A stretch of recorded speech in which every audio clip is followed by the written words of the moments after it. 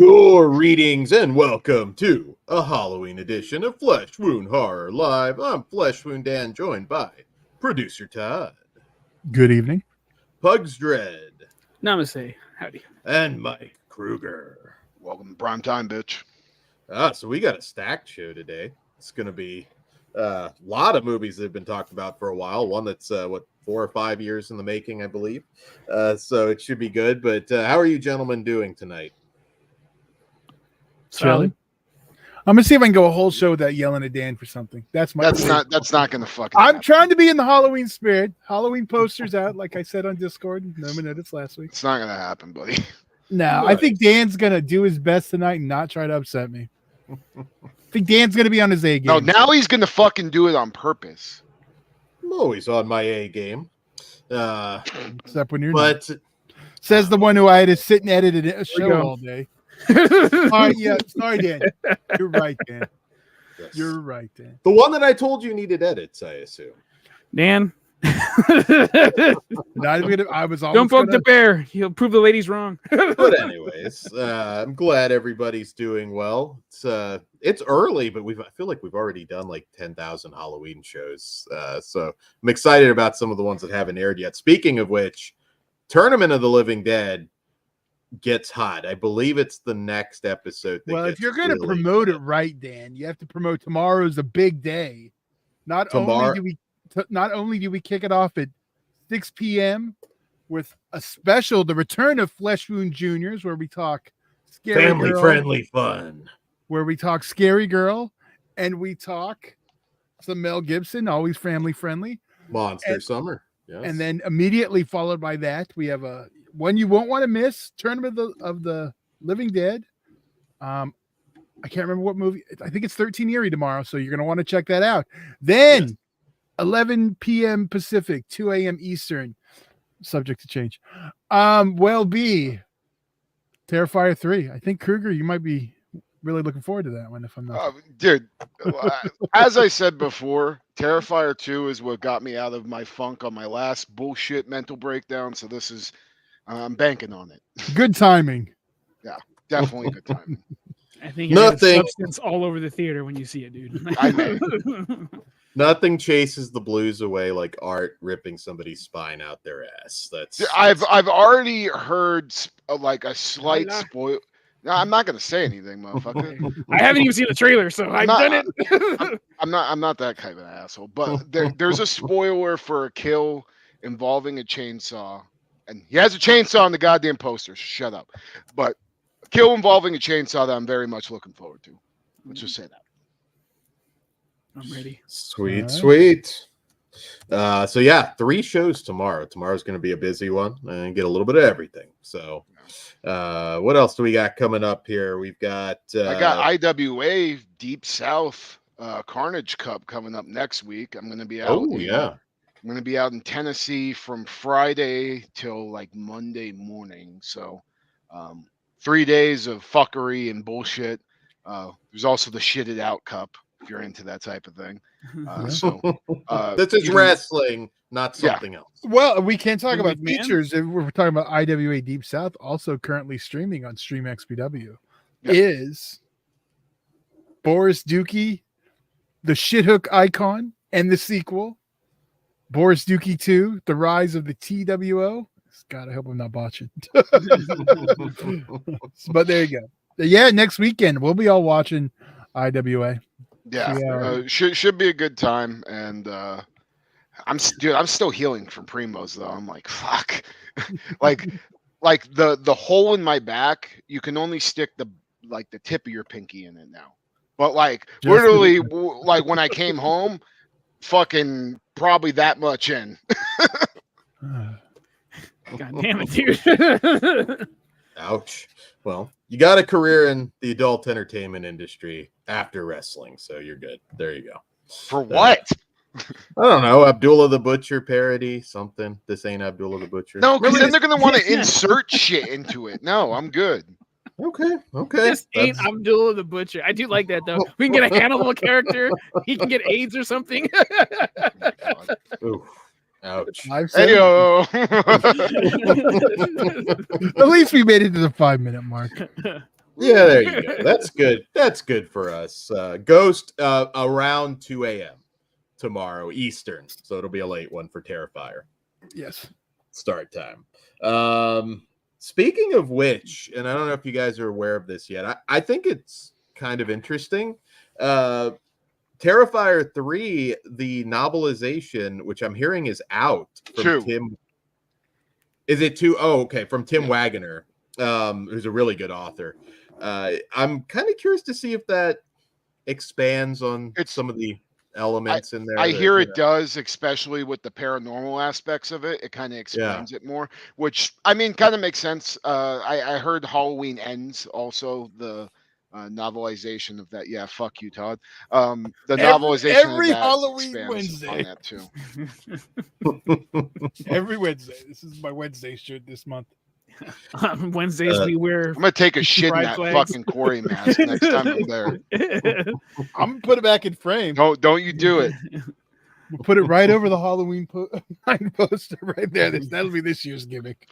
Indie Phantom said Art the Clown is about to own the Joker. Honestly, he probably is, and I think that's kind of cool that this movie with $200 million behind it fucking is gonna get knocked out by a low budget, well, not low budget anymore, but a indie horror film. Compared to $2 million, it is a low budget film still.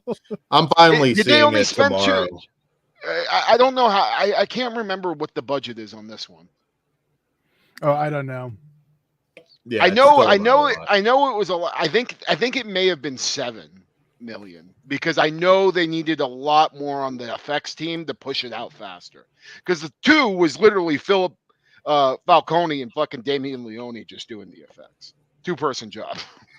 So I've got the clown double nailed tomorrow with Joker 2 and Terrifier 3. So that's my double. I didn't do the 2 and 3. I still haven't seen Joker 2. I'm very iffy on it. Wait till home for you. Really?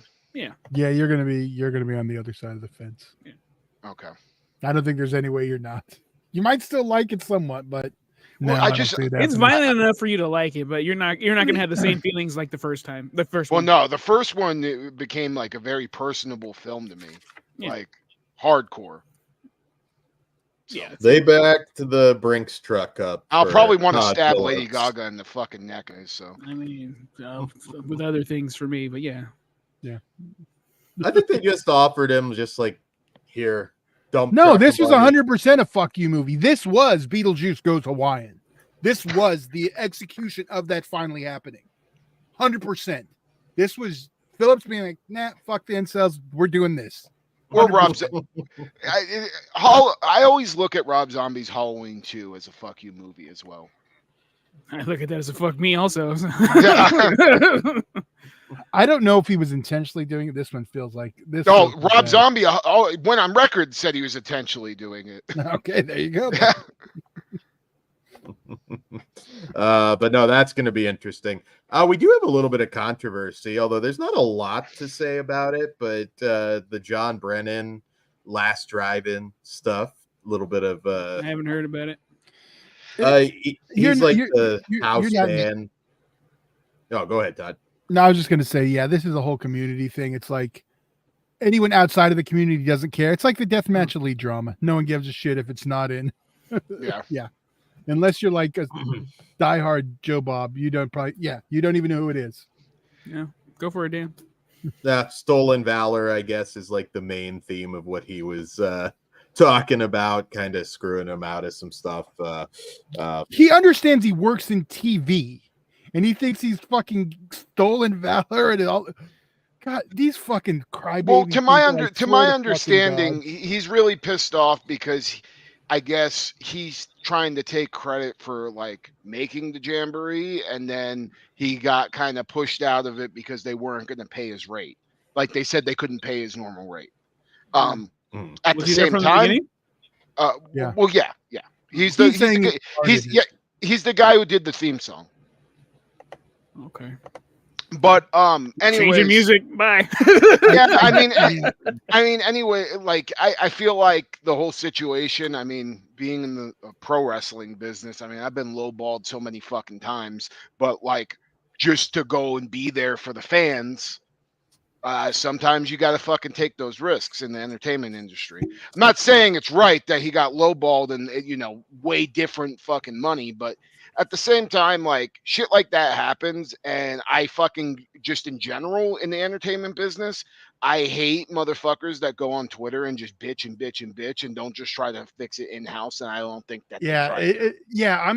I'm handle your business in house, not outhouse. Yeah. That's some bullshit. And Ben brings up, yes, he is a trauma guy too. Ooh, going against the trauma guy, Todd. No, I'm not going Lloyd. Yeah, and Lloyd wouldn't put up with that shit. You don't see them out there whining. And anyway, yeah, he should know about getting a low ball. I'm just saying. Well, yeah, if you're doing fucking trauma, for fuck's sake, like, you should do. Oh, I'm getting less, shocker.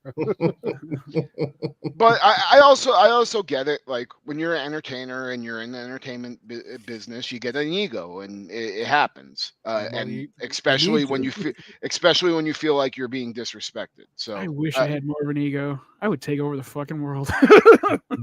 Yeah, me too. It's I don't know. I mean, I've never been a big Darcy fan anyways, so I'm like, whatever. I love her because like when I first started watching The Last Drive-In, it was right after I quit wrestling. And I'd send her messages and we'd talk and shit. Like, she's really cool with fans. So I appreciate that. Right on. And it was also a Diana Prince guy. Well, it was also before like The Last Drive-In became like the thing it is now. Like this is early Shudder days when he did the original marathon. Yeah, right before, right when Shudder stopped sucking. Yeah. And right before it started sucking again. No, wait. Hey, Shudder's been pretty good lately. Lately, they've picked it up. I will say it has been a little bit better. But I think the only reason is because Screambox is out there now. Yeah, they have to be now. Yeah. They have their WCW. There you go, Dave. Wrestling reference.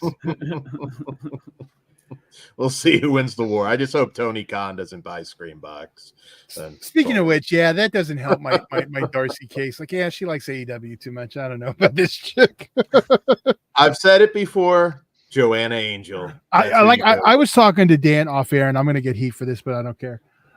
I'm not a Darcy guy either. She's kind of disrespectful to Joe Bob. She's like super woke. I don't know. She's supposed to be his counterpoint. But yeah, that's the gimmick. Yeah, but I don't like it. I get it, but that's how you uppity bitch. No, she's totally your generation, and I get why younger people like her. Well, no, I'm old as fuck. What do you mean? I don't like her. Yeah, dude, she's like fucking 42 years old. No, I know, but she caters to that like Gen Z crowd. This is true, that's not why I like her. No, I'm saying that the points of that don't annoy me, or that wouldn't annoy you, would annoy me. So there's like you're more. I think it's easier for you to. But I think that's the point. Is for it to be an older and newer generation clashing with each other, but still finding their love over horror movies. I feel like that's been the point of the show since it started back.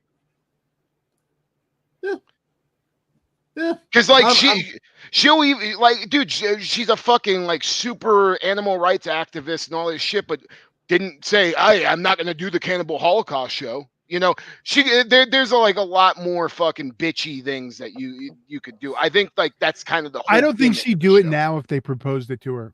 I think in that early era, she didn't have a way. That wasn't that early, bro. That was like season 2 or 3. Yeah, exactly. Still early. That was like 4 or 5 years ago. It wasn't. It wasn't the juggernaut it is now. I think now she would be able to say no if she wanted to. I'm talking about Darcy and Joe Bob Daily Ghost. I think basically that conversation when Joe Bob's just like, oh, I'm just going to call Joanna. That was it. It's like, okay, fuck the turtles.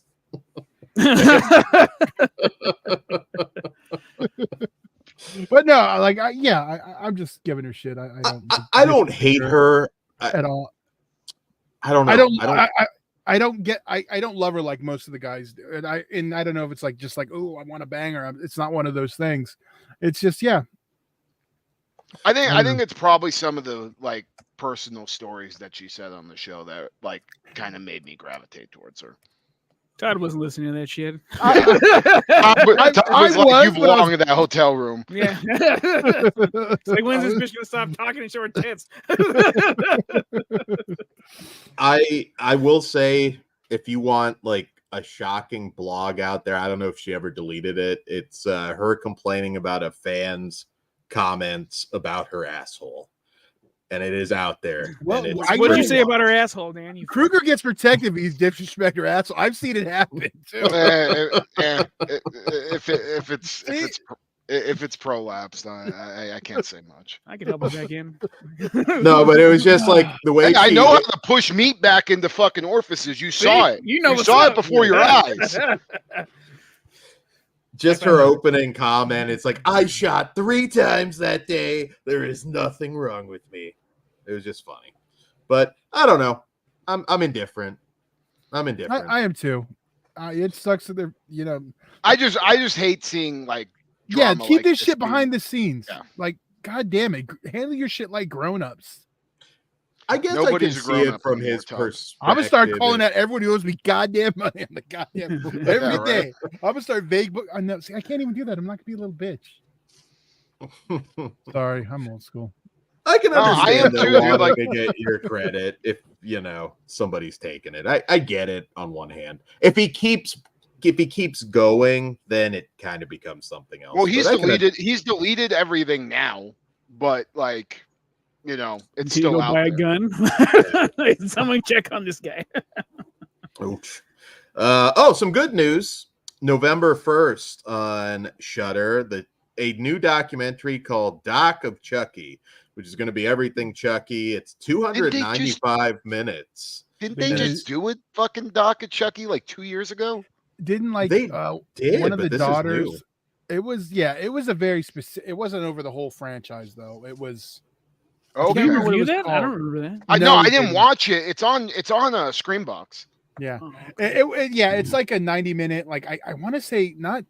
Ben Grimm says Life with Chucky. Yeah. Yeah. That's what it's Who called. isn't it like whose Living daughter with is Chucky, doing Swaggy G said. it? Yeah, but it's What's up, one of those. Swaggy? But I know it's one of the guy's daughters. Like Or not Life. Dawn's. Maybe it's Dom. Maybe. Yeah, I don't remember. Well, does he have any Is kids? it, I don't know. it's How not that Brad works. Dourif's kid? No, because we know who he is. I just know what you said. That just registered. I'm looking it up right now. Well, This is gonna be like his Jason style, Like doc a Crystal Lake Memoirs one. Yeah. Crystal Lake Memories. Yeah, I think it'll be like that pretty much. So that the other one's like I think I Am Nancy. It's more specialty on one part of like living with Chucky. It's one of the kids. I can't remember which. Dude, I love that. Remember that? I did watch that. on the show? Yeah, now I remember that shit. Remember that I Spit on Your Grave one? That one was fucking awesome. I spit on a good one. The Yeah, doc. it was like growing up with I Spit on Your Grave or some shit. Oh yes. The one that they put out. Yeah. Same time as the new movie. Yeah, I love that one. Yeah. That movie sucks dick though. yeah. Deja Vu is bad. But yeah, no, I thought that was kind of cool. It's going to be really in depth. So. Matt Arnett saying it's Brad Dourif's kid. Oh, is it really? The daughter, yeah. My boss actually was teaching her how to do makeup because anyway, I think I told this story before. It doesn't matter. Wait, Fiona Dourif you're talking about? Oh, Yeah. awesome. Oh, that's rad. She's great. So And she's never been greater in the motion picture On Fire, which Fuck I highly you. recommend. Fuck you, Fire! 5 stars. in fairness, I think it was the son that does the "fuck you, fire" after like Grandpa bites it, but Doesn't matter. It's still in the movie, and she's in it. God damn it! Which you can see on Peacock or streaming on Freevee. good. If you like cheesy disaster movies, On Fire's It's a masterpiece. Lance Henriksen alone is worth the price of admission on that one. All right. So, Do you have any more news, Dan, or can I do my piece of news? I have no more news, Todd. What do you got? Okay, Dan, this isn't for you because you hate this movie, but I don't know if you remember that Kino is set to put out the April Fool's Day 4K. Oh, okay. It was announced a while ago, and it quietly got delayed. But the reason it's been delayed is they've located something that can make the release extra special. So they've decided to delay the release till we receive some confirmations. And so rumor is that it's the missing and deleted gore. So Okay. if that's the case, that's a pretty big deal, because there's like, I know that's one, there's stills you've seen with some of the alternate footage and maybe the alternate ending too. That's a big one. I don't want to like speculate it is, because people have said other stuff, but either way, either way, that's huge. And yeah, so that's the reason for the delay. And yeah. Okay. Well, that'll be worth it. I mean, I'm not a huge fan, but I'll definitely check it out if it's got that. Yeah, I mean, and I did get the info on this year's Treehouse of Terror. Are we getting the 2? We're getting 2, right? Are we getting 2 or the one Treehouse of the Halloween special? That's what I mean. Like you get the Treehouse and then the Halloween special. Or... We've only got that 1 year. I don't know yet. We got it twice. Oh no, the 1 year was Thanksgiving. Yes, so I'll have to look. I think they did that White Lotus episode, so that was like the special one. I don't know, but it's not going to be till November 4th. So that'll be next year. But we will have a new episode because we stopped talking about last year's. Sweet. Oh, yeah. All right. So on that note, get into some reviews. Yeah, we have what, like 20 fucking movies tonight, so we might as well. We're already 22 minutes in. I know. All right. Such a chatterbox. All right. So we'll kick it off with the Max original Salem's Lot remake from writer-director Gary Dauberman. And in Salem's Lot, an author returns to his hometown at Jerusalem's Lot in search of inspiration for his next book, only to discover that the townspeople are being attacked by bloodthirsty vampires. So this one has been delayed for a long time. I think 2019, maybe 2020 when they finished it. You can tell because of Homelander's kid. Yeah, you can tell people have aged, and it's just been sitting. And there were rumors for a while that this might be one that they just drop and never release. The test screenings were apparently really bad, and I guess we can talk about whether. Well, one thing I wanted to point out too is I heard that there was about almost 45 minutes of this movie that was cut. I heard an hour. Version. Yeah. I heard it's significant what was cut. You can feel when it speeds up. Yeah, absolutely. There's a big part missing, like in the beginning as well. We'll get to that after. His intro. Yeah, it's. I'm just gonna say Stephen King watching this probably wishes that band took him out in 1999, because holy fucking shit, this is a candidate for one of the worst Stephen King adaptations ever. It's fucking ass. Now, again, in fairness, almost an hour is missing. And again, you can tell there are big plot, just jumps ahead in the plot. You can tell chunks are missing. The problem with that, and I'd be curious to see that cut at some point, I think the acting is a big issue. The actor that played Straker is awful. I don't know what he was doing. It's like he was in a different movie. I thought the lead, Lewis Pullman, who plays Ben, he was just kind of bland. I didn't care about I didn't care at all about the romance. I mean, again, maybe there's missing footage, but I feel like Mick Garris watched this and just said, if any of y'all motherfuckers talk shit on me again, I want you to think of Salem's Lot. I mean, look, even the sequel to Salem's Lot, which is bad, has some goofy fun. This doesn't have that going for it. Yeah, but you just disrespected Return to Salem's Lot with Michael Moriarty. That classic film. Goofy fun. Hurt me, Dan. I'm trying not to curse you tonight. I'm actually putting it over, but obviously it doesn't have any of the atmosphere or scares that the original has. Barlow looks like an albino's testicle in this. It's just ridiculous. It's barely even a thing in it. The priest there's key story beats with the priest that are just not present at all in this. But I feel like this sucks whether you saw the original miniseries or read the book. It's still bad.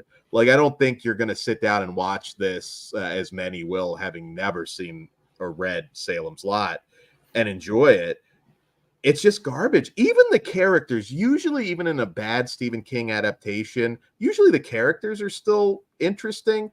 We've got Alfre Woodard and William Sadler in here, both fantastic, but That's the black chick.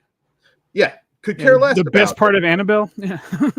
Yeah, I mean, I could care less. Nobody's developed. There's just, this movie's got nothing going for it. I'm sure there's cut footage on both of them, because they didn't have those tiny parts. They're literally reduced to cameos, really, at this point. Yeah, pretty much everybody, and I don't think there's anything that redeems this. I mean, the light bright crosses, I don't know, I kind of like that. I mean, that's in the fucking original too. Yeah, what the that fuck was are you like a talking? throwback. It's the look of it. I mean, just everything. This movie just looks fucking cheap, and I did not watch the same movie you did. I'm just gonna. Yeah, neither did I. I know some people like it. I don't get why. I think this is a fucking piece of shit. But well, let me explain. Let me explain why. For one, I felt like it got the aesthetic of a Stephen King film down really well, and it felt like it was almost taking place in the same universe as some of the stuff that we've gotten recently, like it. I didn't mind the Barlow redesign. I actually kind of liked it. The fact that he had veins growing out of the back of his head, I thought that looked cool. Granted, Stephen King movies aren't ever, really scared of killing kids, but like, I appreciated the fact that they fucking went there and didn't just cut that out to be super soft. I get, like, it's not fantastic or anything, but like, I didn't have a bad time with this movie at all. I actually kind of enjoyed the ending, like, because the ending was very much different than the book and very much different than Tobe Hooper's series. And it taking place also in a drive-in, I just thought was kind of fucking cool. Yeah. I didn't think the acting was terrible. I mean, I don't think it was fucking like Oscar worthy, but Jesus Christ, dude, with some of the shit. Did you care about anybody in this? I think I just more cared about being in the story than anything. And just seeing where shit went. I'm also not one of those guys that has Tobe Hooper's miniseries like as fucking gospel. I've only watched it once, and then I watched it again immediately after this.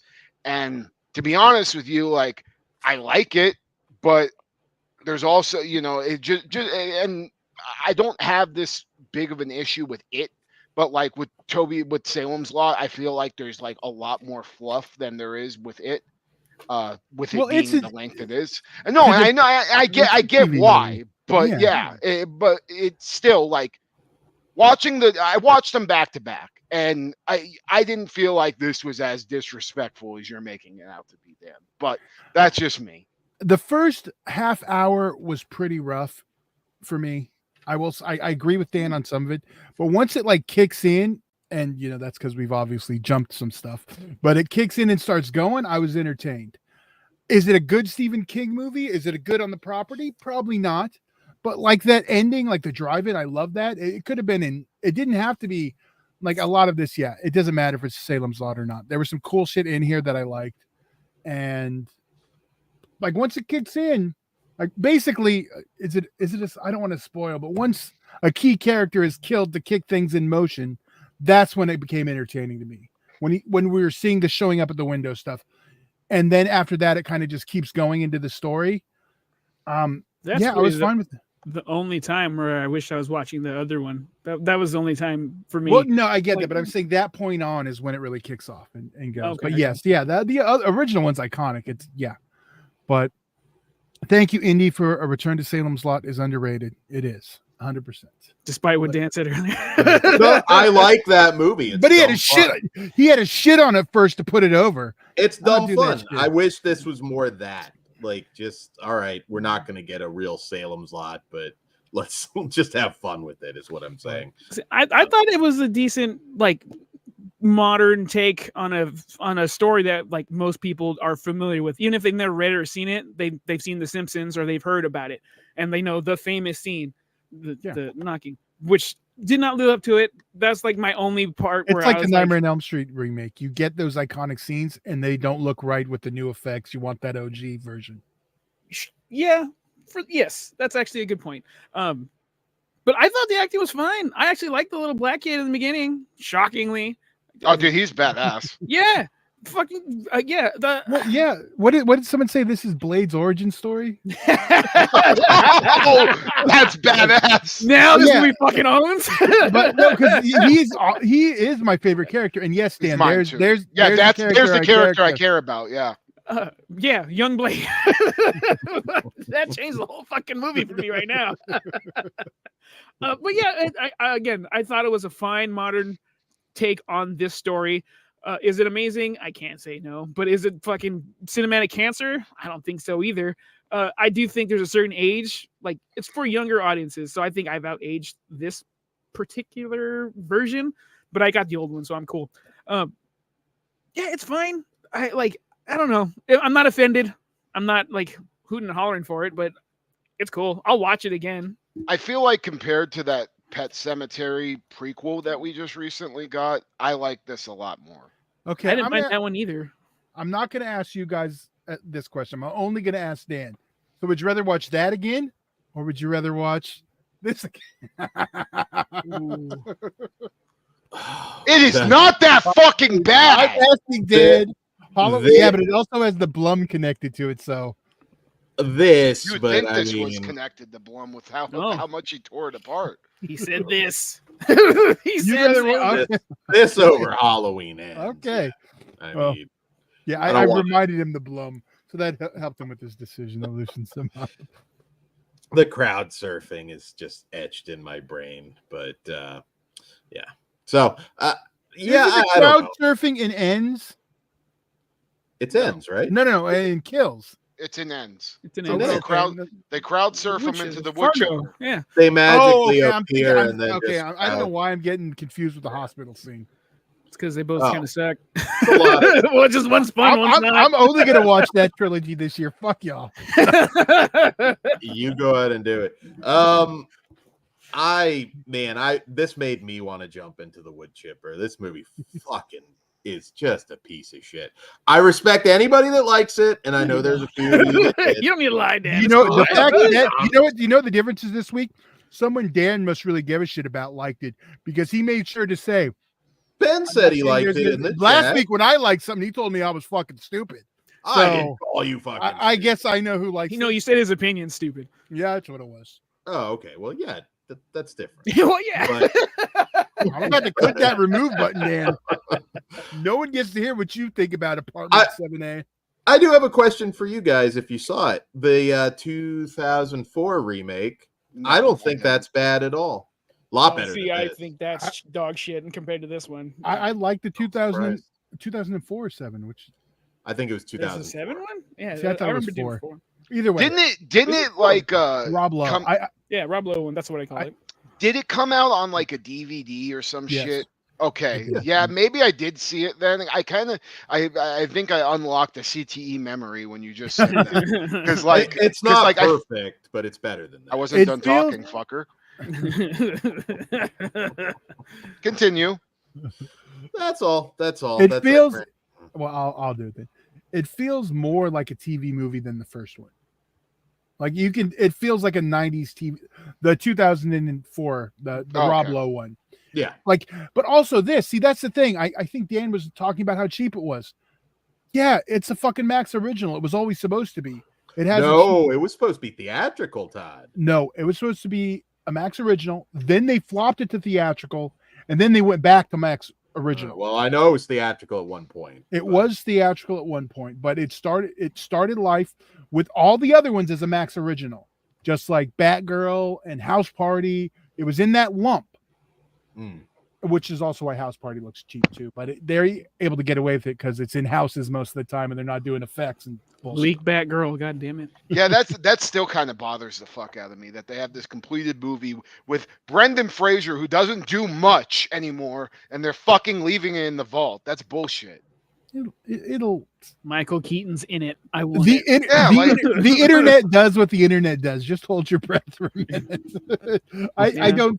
If that Popeye film leaked, I think yeah. Did it? Yeah. I need that Roadrunner one to leak too. That shit sounded that one. awesome. Yeah, that one. And there's that Scooby Doo one. How dare Warner Brothers take Scooby Doo? This is gonna affect your rating now, Max. You cocksucker. All right, Dad. Let's rate it. Oh, they teamed up with AEW too, Todd. You be glad we paid that motherfucker for the year, Max. You better get on Death by Fame season 3 now if you want to keep my ass. Danhausen Playboy would have been a murders. better Barlow. Just put That's Danhausen in it. He's scarier. It's like, I'm evil. Fuck this piece of movie. I kind of want to see the date version. Fuck this movie and its undead asshole. I give it a 0. Okay. All right, Pugs? 3.5 out of 5. I enjoyed it. I'm a 3 out of 5. I'm a 3.5 also. So Jesus. All right. Well, difference. Oh wait, of I opinion. thought you said there was nothing wrong if we like. So you said so you think Megan, that the movie that you absolutely despise, is better? I don't than despise Megan. I said it. Yes, you did. You gave it half a fucking star. I don't think I gave that a half. Yes, you did. He doesn't remember half the gimmick he does have. Well, I could be wrong. That's don't how I like know that his movie. rage is fake when it comes to I would Dom. watch that movie 5 times in a row before I. Because I remember every movie I'd give a 0. So Yeah, there's not- I don't think I gave that a 0. I'll go back. You gave it. I didn't say 0. I said half a star. All right, it's possible. It's possible, but there you go. Salem's Lot. Let us know what you think in the comments. If you loved it, if you hated it. Okay, Yeah, slash your Let us know own if you video. liked You think slash your own video. You think he's the one with CTE with how much he forgets about his own fucking ratings? Slash your own video says you have been shitting on Megan for a while. Overrated. It is. It's not good. It's, Well, okay, I don't Dan, get what overrated people is are such the stupidest fucking word because people misuse it. Why is it overrated? Because people like it and you don't? I don't think there's a ginormous cult of Megan people who are going to die on that hill. It's just well marketed and there's merchandise. So It's people who got kind of like merch, it will which buy is For the good. masses. Like, Well, you yeah, nice, well, it has lowest merch because common it's from denominator. Universal.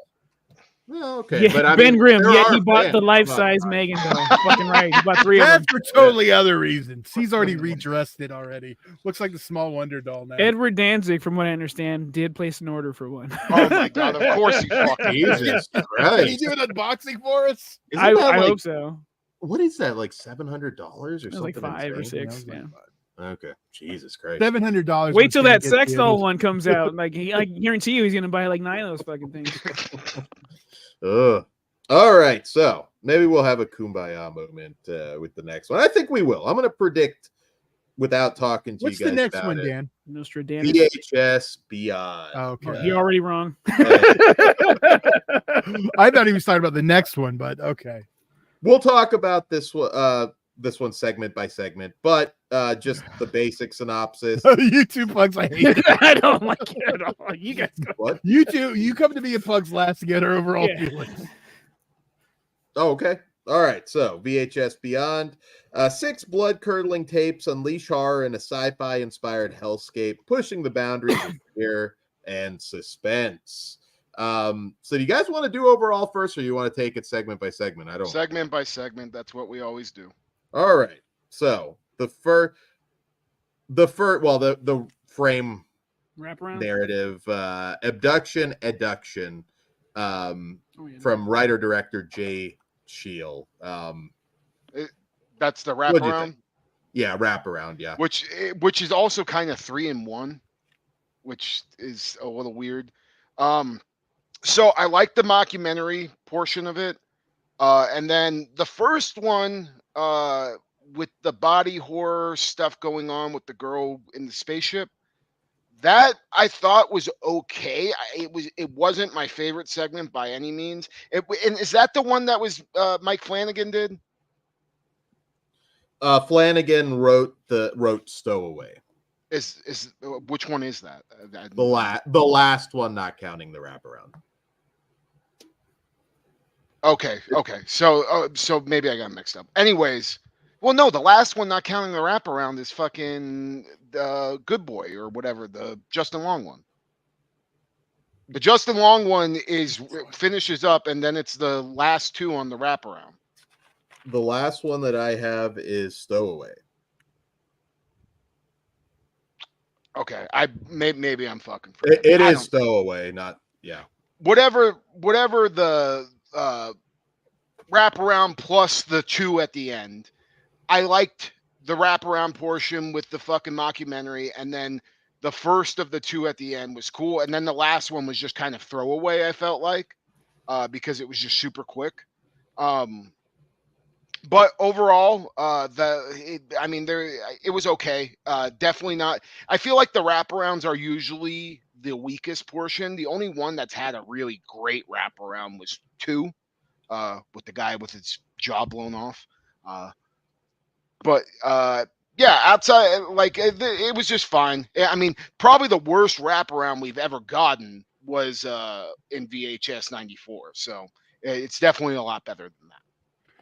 Yeah, I like the setup for this wraparound though. I did like it was something. Yeah, the mockumentary shit. Yeah, and the last one, that was it David Bruckner did. He did the wraparound. The last one, that one was pretty good too, with the weird alien plant-looking monster. Yeah, I remember that. I mean, I almost wish they would go back to the original and like let's see this guy that has all the tapes. It doesn't even have to necessarily connect to the particular stories, but let's see something else with that. Like a story about that, like that segment. Like I mean, that's what we get. That's what we get in 2. Yeah, but we don't really get anything specific about that. I need a little bit more there because they always struggle with the wraparound. I agree. It's the wraparound for this one was kind of throwaway for me. I mean, there's nothing wrong with it. It's just like it doesn't connect like a wraparound should. It just felt thrown together. And believe me, I got some very good things to say as a whole, but the wraparound I thought was the weakest thing about this movie for me. All right, so which one is Stowaway? I'm like getting really like frustrated. From Kate Siegel, where she stows away in the craft, Mrs. Flanagan. Yeah, like she's in the plane. The one I just said. Stowaway. Yeah, but you told me I was fucking wrong about it before. Yeah, it's the last one except the wraparound. No, that's part of the wraparound. It's one of the tapes that's in the fucking wraparound, is it not? I don't remember. Yeah, but I think you guys. Listen, okay, you both are right because it's the last segment, but it ties in with the wraparound. Well, no, the wraparound is about finding these 2 tapes, and then at the end they show the 2 tapes, and Stowaway is one of them, right? So okay, Ben says Stowaway is the last segment. That's all I know.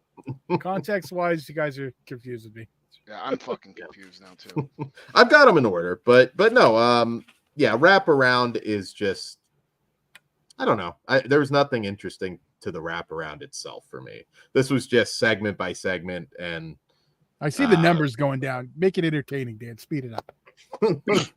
All right, let's just jump into Stork from writer-director Jordan Downey of Thanksgiving, which I was kind of curious how he would do with this story, and I fucking loved Stork. Yeah, this one's badass. What was the setup on Stork? Give us the big monster one. Yeah, monster hunters. Monster hunter cops. Yeah. Mm-hmm. Yeah, they're going in. One of the guys, I can't remember if it was his son or one of his babies got kidnapped by these entities. Yes, zombie-like entities or demons, whatever you want to call them. They remind me of Deadites. Yeah. Actually, that's a good way to describe them, probably more than anything. And I just fucking love this. This felt like I was like, give these guys a Doom movie, or give Jordan Downey a Doom movie, and let him do it properly. Because I can't imagine he had a ton of money, but holy shit, just the action from beginning to end. This was one of my favorite segments that they've ever done. And the what the fuck creature at the end, which kind of makes sense coming from this director. I just thought this was a ton of fun. I agree. I love this one. It's probably one of my favorites of the franchise. The first person POV of just these cops blowing these deadites heads off through in this building was really fucking badass. We get an amazing chainsaw scene, and the creature at the end. Me and Slasher Home Video were going back and forth about it, but it looked pretty practical to me. Like it looked like a guy in a suit, which I really liked a lot. And I just very cool design. And also, I can't remember what the specific episode is, but this reminded me of an episode of Courage the Cowardly Dog, because in Courage the Cowardly Dog, there's like space. I don't want to say, let's just say space birds, okay? And I just, it kind of brought me back to my childhood a little bit with that. Yeah, shit. I did not watch that, but that sounds like I need to after this. But yeah, I mean, just the gore, the creature effects, the makeup, just it gave me a feeling that I rarely get from big budget, Hollywood films with similar premises. Not that there was ever like this exactly on the big screen, but I loved it, man. I just thought this was a ton of fun. It was an adrenaline rush, and little different from some of the other segments, I suppose, but still kind of ties in. What did you think of this one, Pugs? Because I'm assuming you fucking loved it. I thought it was pretty cool. It's still hard for me to believe that this was found on VHS, but yes, it's this part in particular saved. Well, no, I'll save that part. This part I enjoyed a lot. That's all right. Todd, anything on Stork? Yes, Dan does not follow instructions. I don't know what the fuck anybody's doing tonight, so take it away or move on. No, go. I did. The next story. Dan, next. Okay. Move along. All right. Don't throw it to me your Pugs, is all he said. Dream Girl from writer-director Virat Pal. So this one, a little bit different from the other stories.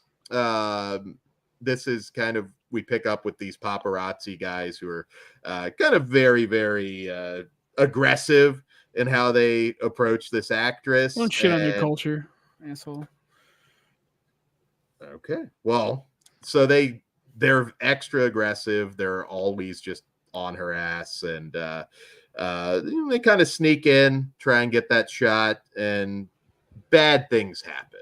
I don't want to give away the hooks, but this one breaks away a little bit from some of the others, and the alien You can get harder. I don't smoke weed, guys. So Okay. no, but you ingested it at my house. I did once. That is Twice. true. But Dream Girl, this is another kind of heavy gore episode. I don't know that the twist is anything particularly mind-blowing, but I liked it. I just had a lot of fun with it, and I thought this had some really awesome gore, melting faces.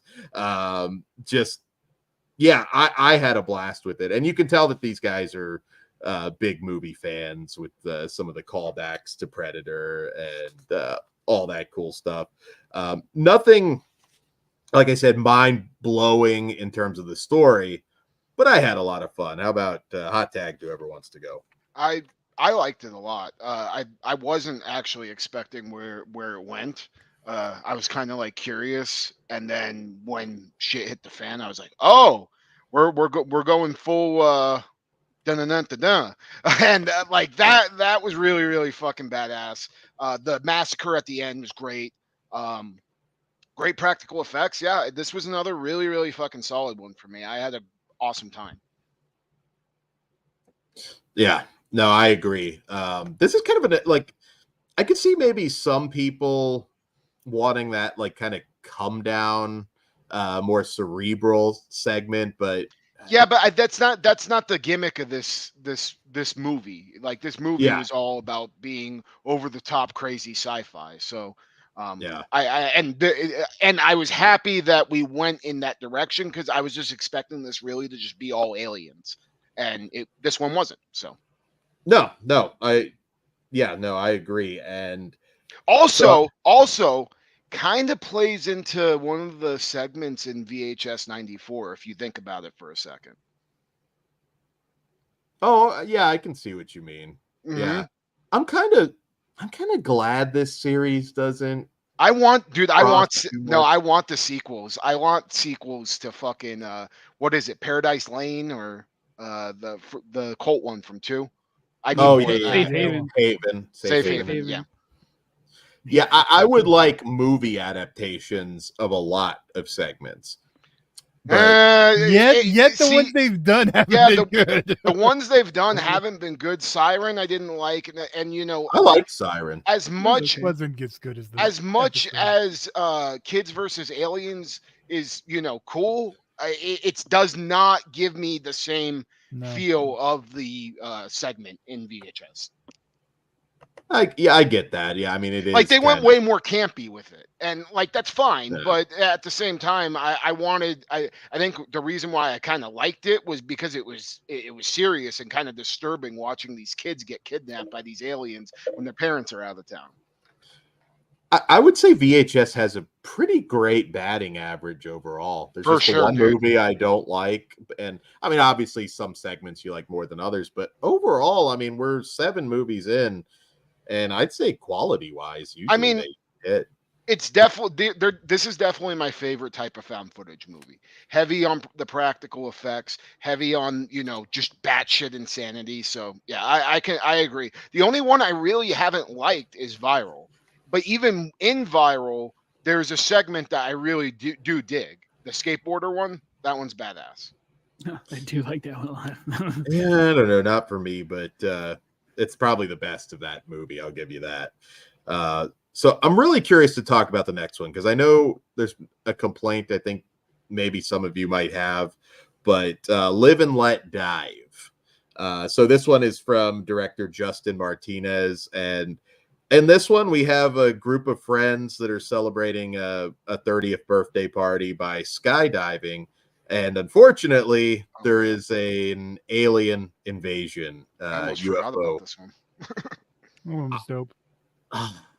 So there are some CG issues with the aliens. I don't think it was anything awful, just, you know, not the greatest in the world.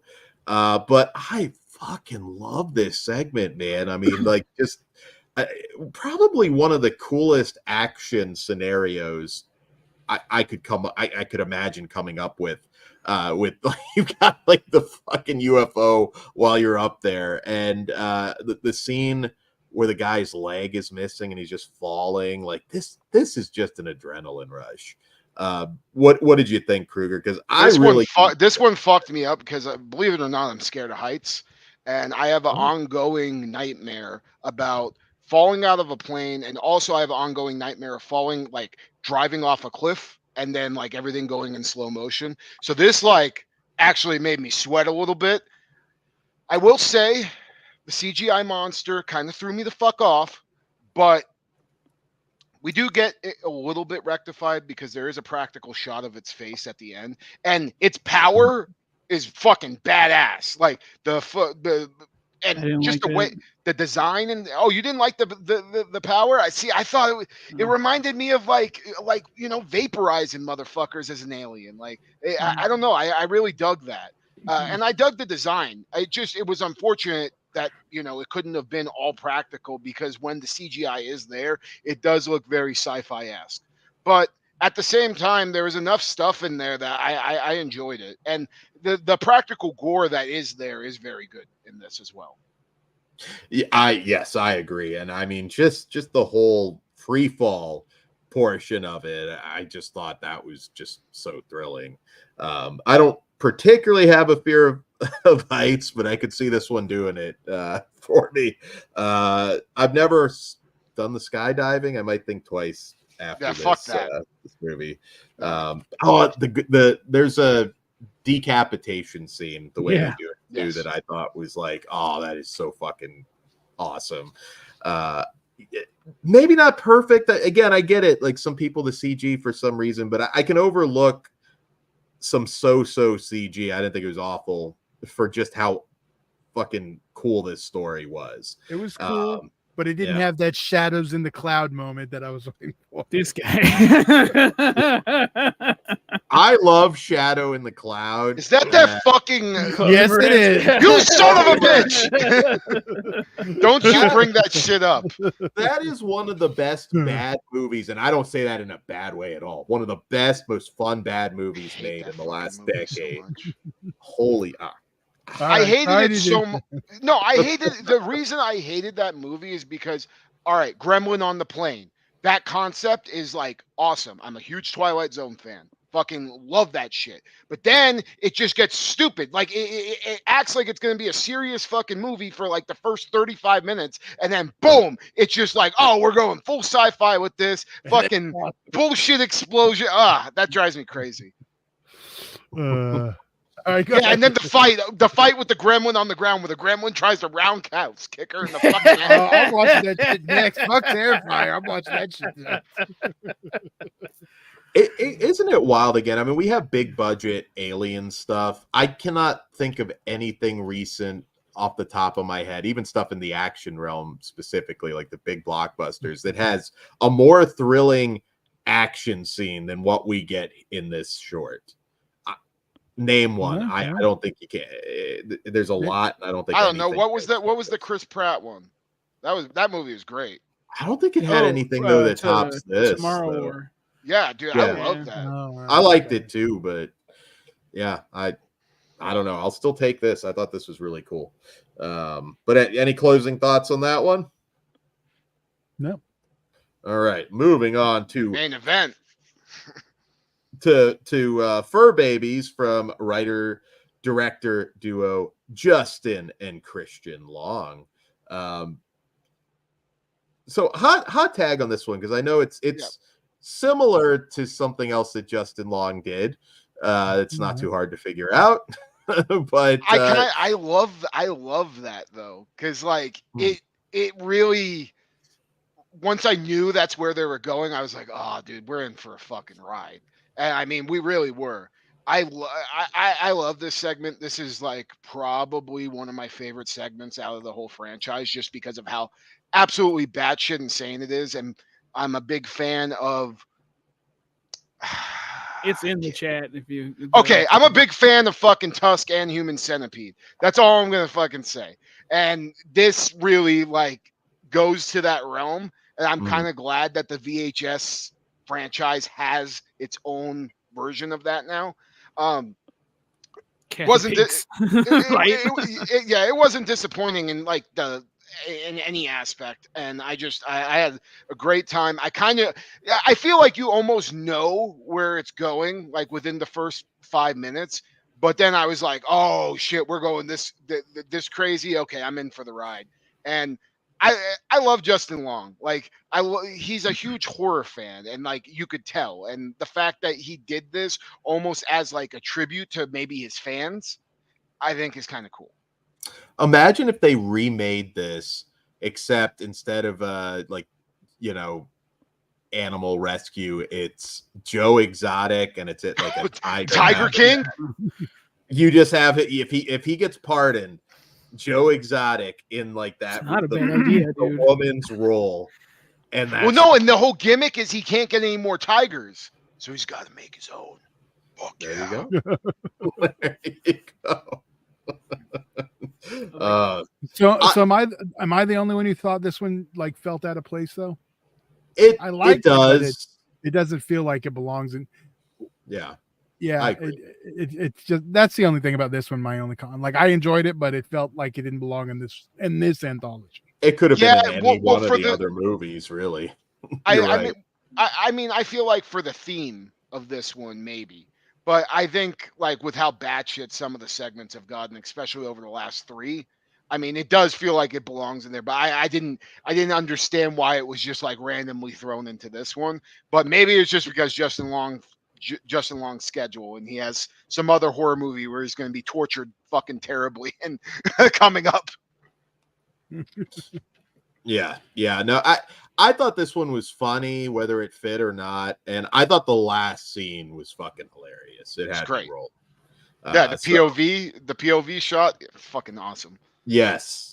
I enjoyed it. Whether it fits or not, I had a lot of fun with it. So, yeah. I think I can't hate on Justin Long. He's one of the few people who can drop the F word, the other one, and get away with it. And people just laugh and accept it. All right. So, up next, we have Stowaway. That is from director Kate Siegel and writer Mike Flanagan. Husband and wife team. Yes, this one's a little more kind of like a serious sort of alien story about a woman who is investigating and enters an alien craft, and unfortunately it takes off. So pretty cool premise. This one, very body horror heavy, and again, a more serious Beep story. bop boop. Fucking, I know Todd likes that comment. The last segment, I don't feel I can comment because I couldn't see what was happening. Right. Yeah. This one's got a lot of people talking about it, either love it or just hated it. But What was this I one again? like I don't even remember. Stowaway from Yeah, the Flanagan one. I get that. Yeah, he wrote it, but he didn't. The chick. Okay. What did you think of this one, Kruger? I liked it. So hold on, let me get this fucking shit straight. So was this tape and the second tape in the I'm really fucking confused right now, because this plays, right? And then in the wraparound they're like, and then there was a second tape. And then they show the second tape. I don't know, dude. Do they not connect, or do they connect? I'm really fucking confused on that. I think the second tape just means another tape, not as in like a connecting tape. Yeah, that's what I'm saying. So it technically isn't the last segment. Anyways, I liked what this had going on for it, but whatever the fuck they played at the end, I don't know if it's a part of it, if it's not, but whatever we left on, the last tape that they fucking play, and it's like literally only like 30 seconds, that shit bothered me. I didn't like that at all. But Stowaway, the girl getting fucking beamed up and all this crazy shit happening, that was awesome. Yeah. No, I thought this was one that could have possibly have expanded into a movie. I think this is the one, if you're like really hardcore into the UFO stuff, you're gonna really love. Because I enjoyed it. Yeah, there's some tonal stuff overall with this particular VHS watch it again. movie, but if I'm having fun with each one, I'm good. Like, other than the wraparound, I just don't really dislike anything. I thought everything kind of delivered for me. And I understand why this would obviously be the last one too. So Beep Bop Boop says it reminded me of Fire in the Sky, greatest UFO movie ever made. I'm about to get conversation. I'm about to get some heat. I still have never seen that. Oh wow. What? I'm shocked you didn't see it on TV. Have you seen the scene at least? I don't know. Oh shit, Todd. Get the fuck on that, goddamn it. Todd, I do think you would like that. So I did. It's just one that's like I've had it on DVD. I'll watch it eventually. Oh, and then I got the Blu-ray. I'll watch it. It's just one of those. So I do want to see it. I hear nothing but good things. I need to hurry up. It won't return the King, I promise. I'm still mad I watched that stupid thing. No, I think you'll enjoy that a lot. Double it up with Communion, another one of the great I haven't seen that out there. Oh, you The like Lance that? Hendrickson one? Yeah, that one. No, Christopher Walken. Yeah. Close enough. Yeah. Lance Hendrickson's not in that one too? I don't remember Lance being in that. He's not in. It's been a while. I know. Okay. But yeah, no, if you want some great alien watches, Fire in the Sky and Communion are awesome. Communion has some Christopher Walken moments that you will be rolling with. So yeah, no, I fucking love this. I loved everything except the wraparound, and it's not that there was anything about the wraparound that was like, oh, that's fucking awful. I just thought it was kind of throwaway. So the overall score on this one for me is really fucking high. Man, I don't know exactly off the top of my head where I would rank it. I mean, 2 is still really Before you go amazing. into your rating, Dan, which it feels like you're about to do. So, Pugs, what did you think about the movie overall? It was fine. All right. I'm fucking over VH. I'm over anthologies, and like I know. even though I enjoyed most of these stories, it still felt like work to me. So for that Oh. reason, I can't fucking Wow, okay. be too ecstatic. I It's fine. I'm in between. Like, I liked enough. Like, I enjoyed the overall VHS experience, and I enjoy it.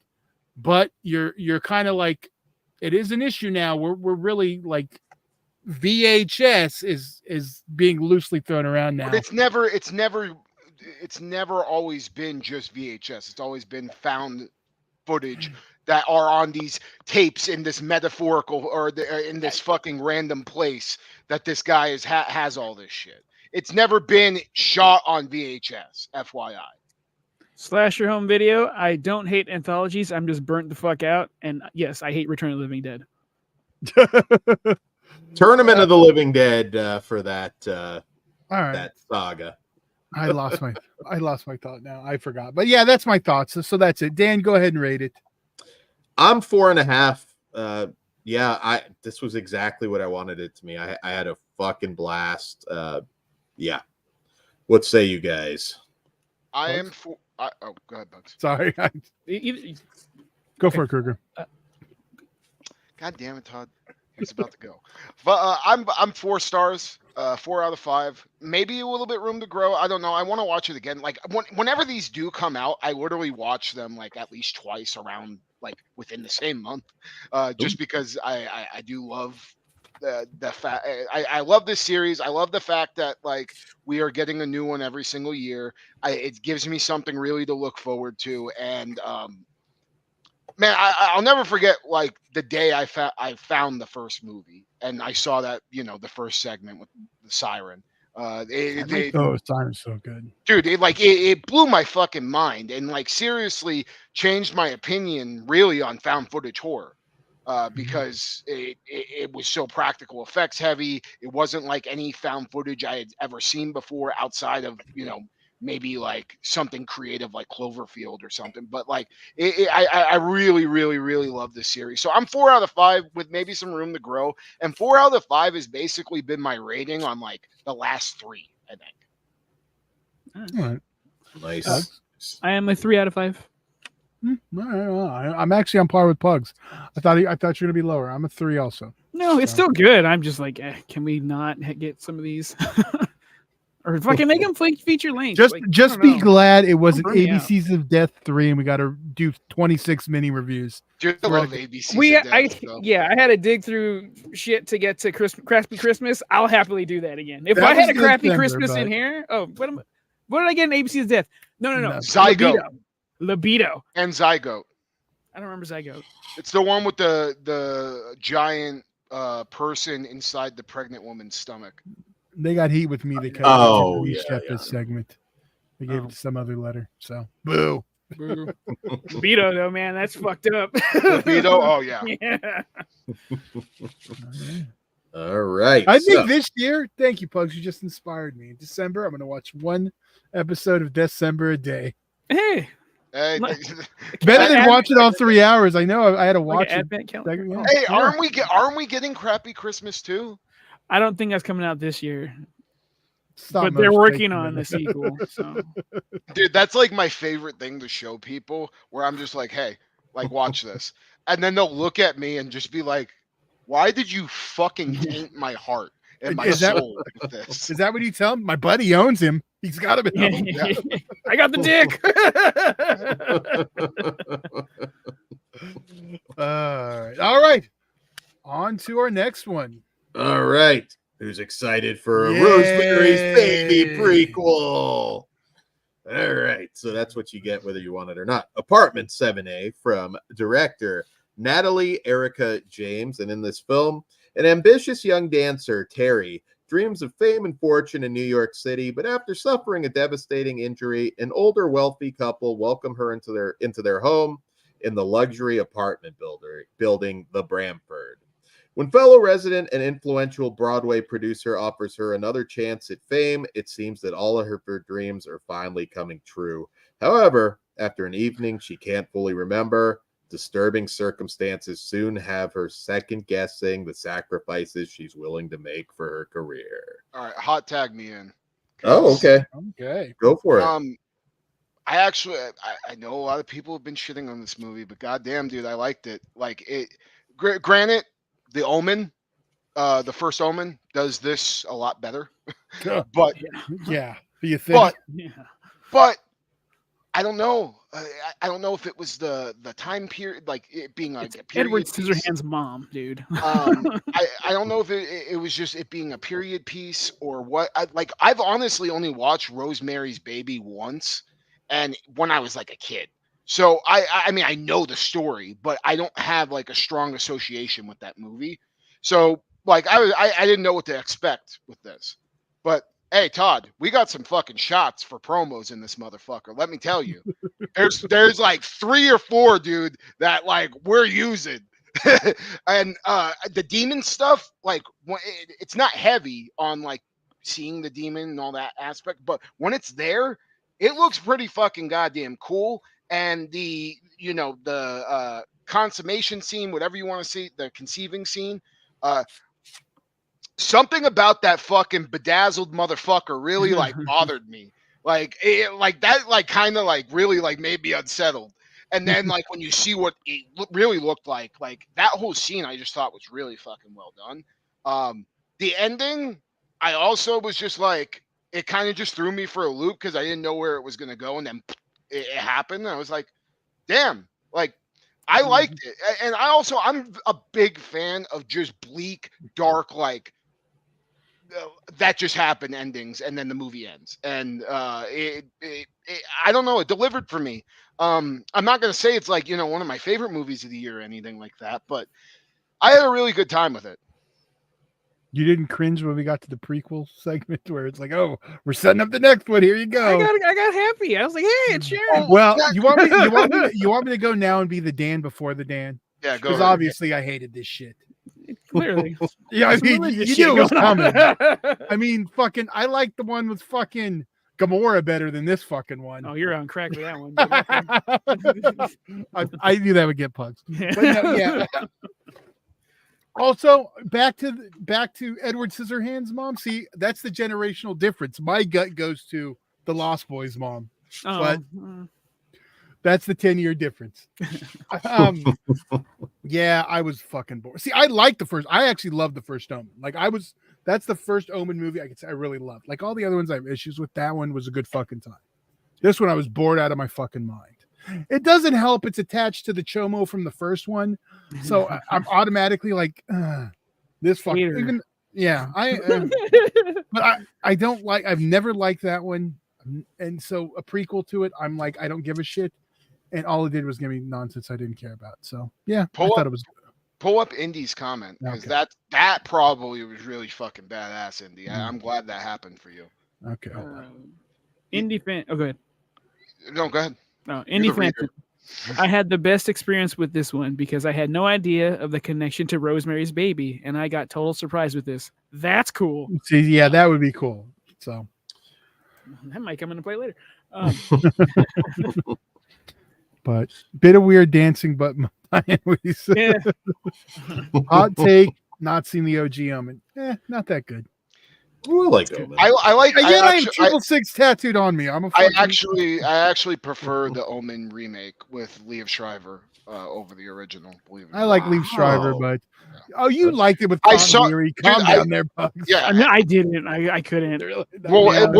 Julia Stiles too. No, thank you. And also, I saw the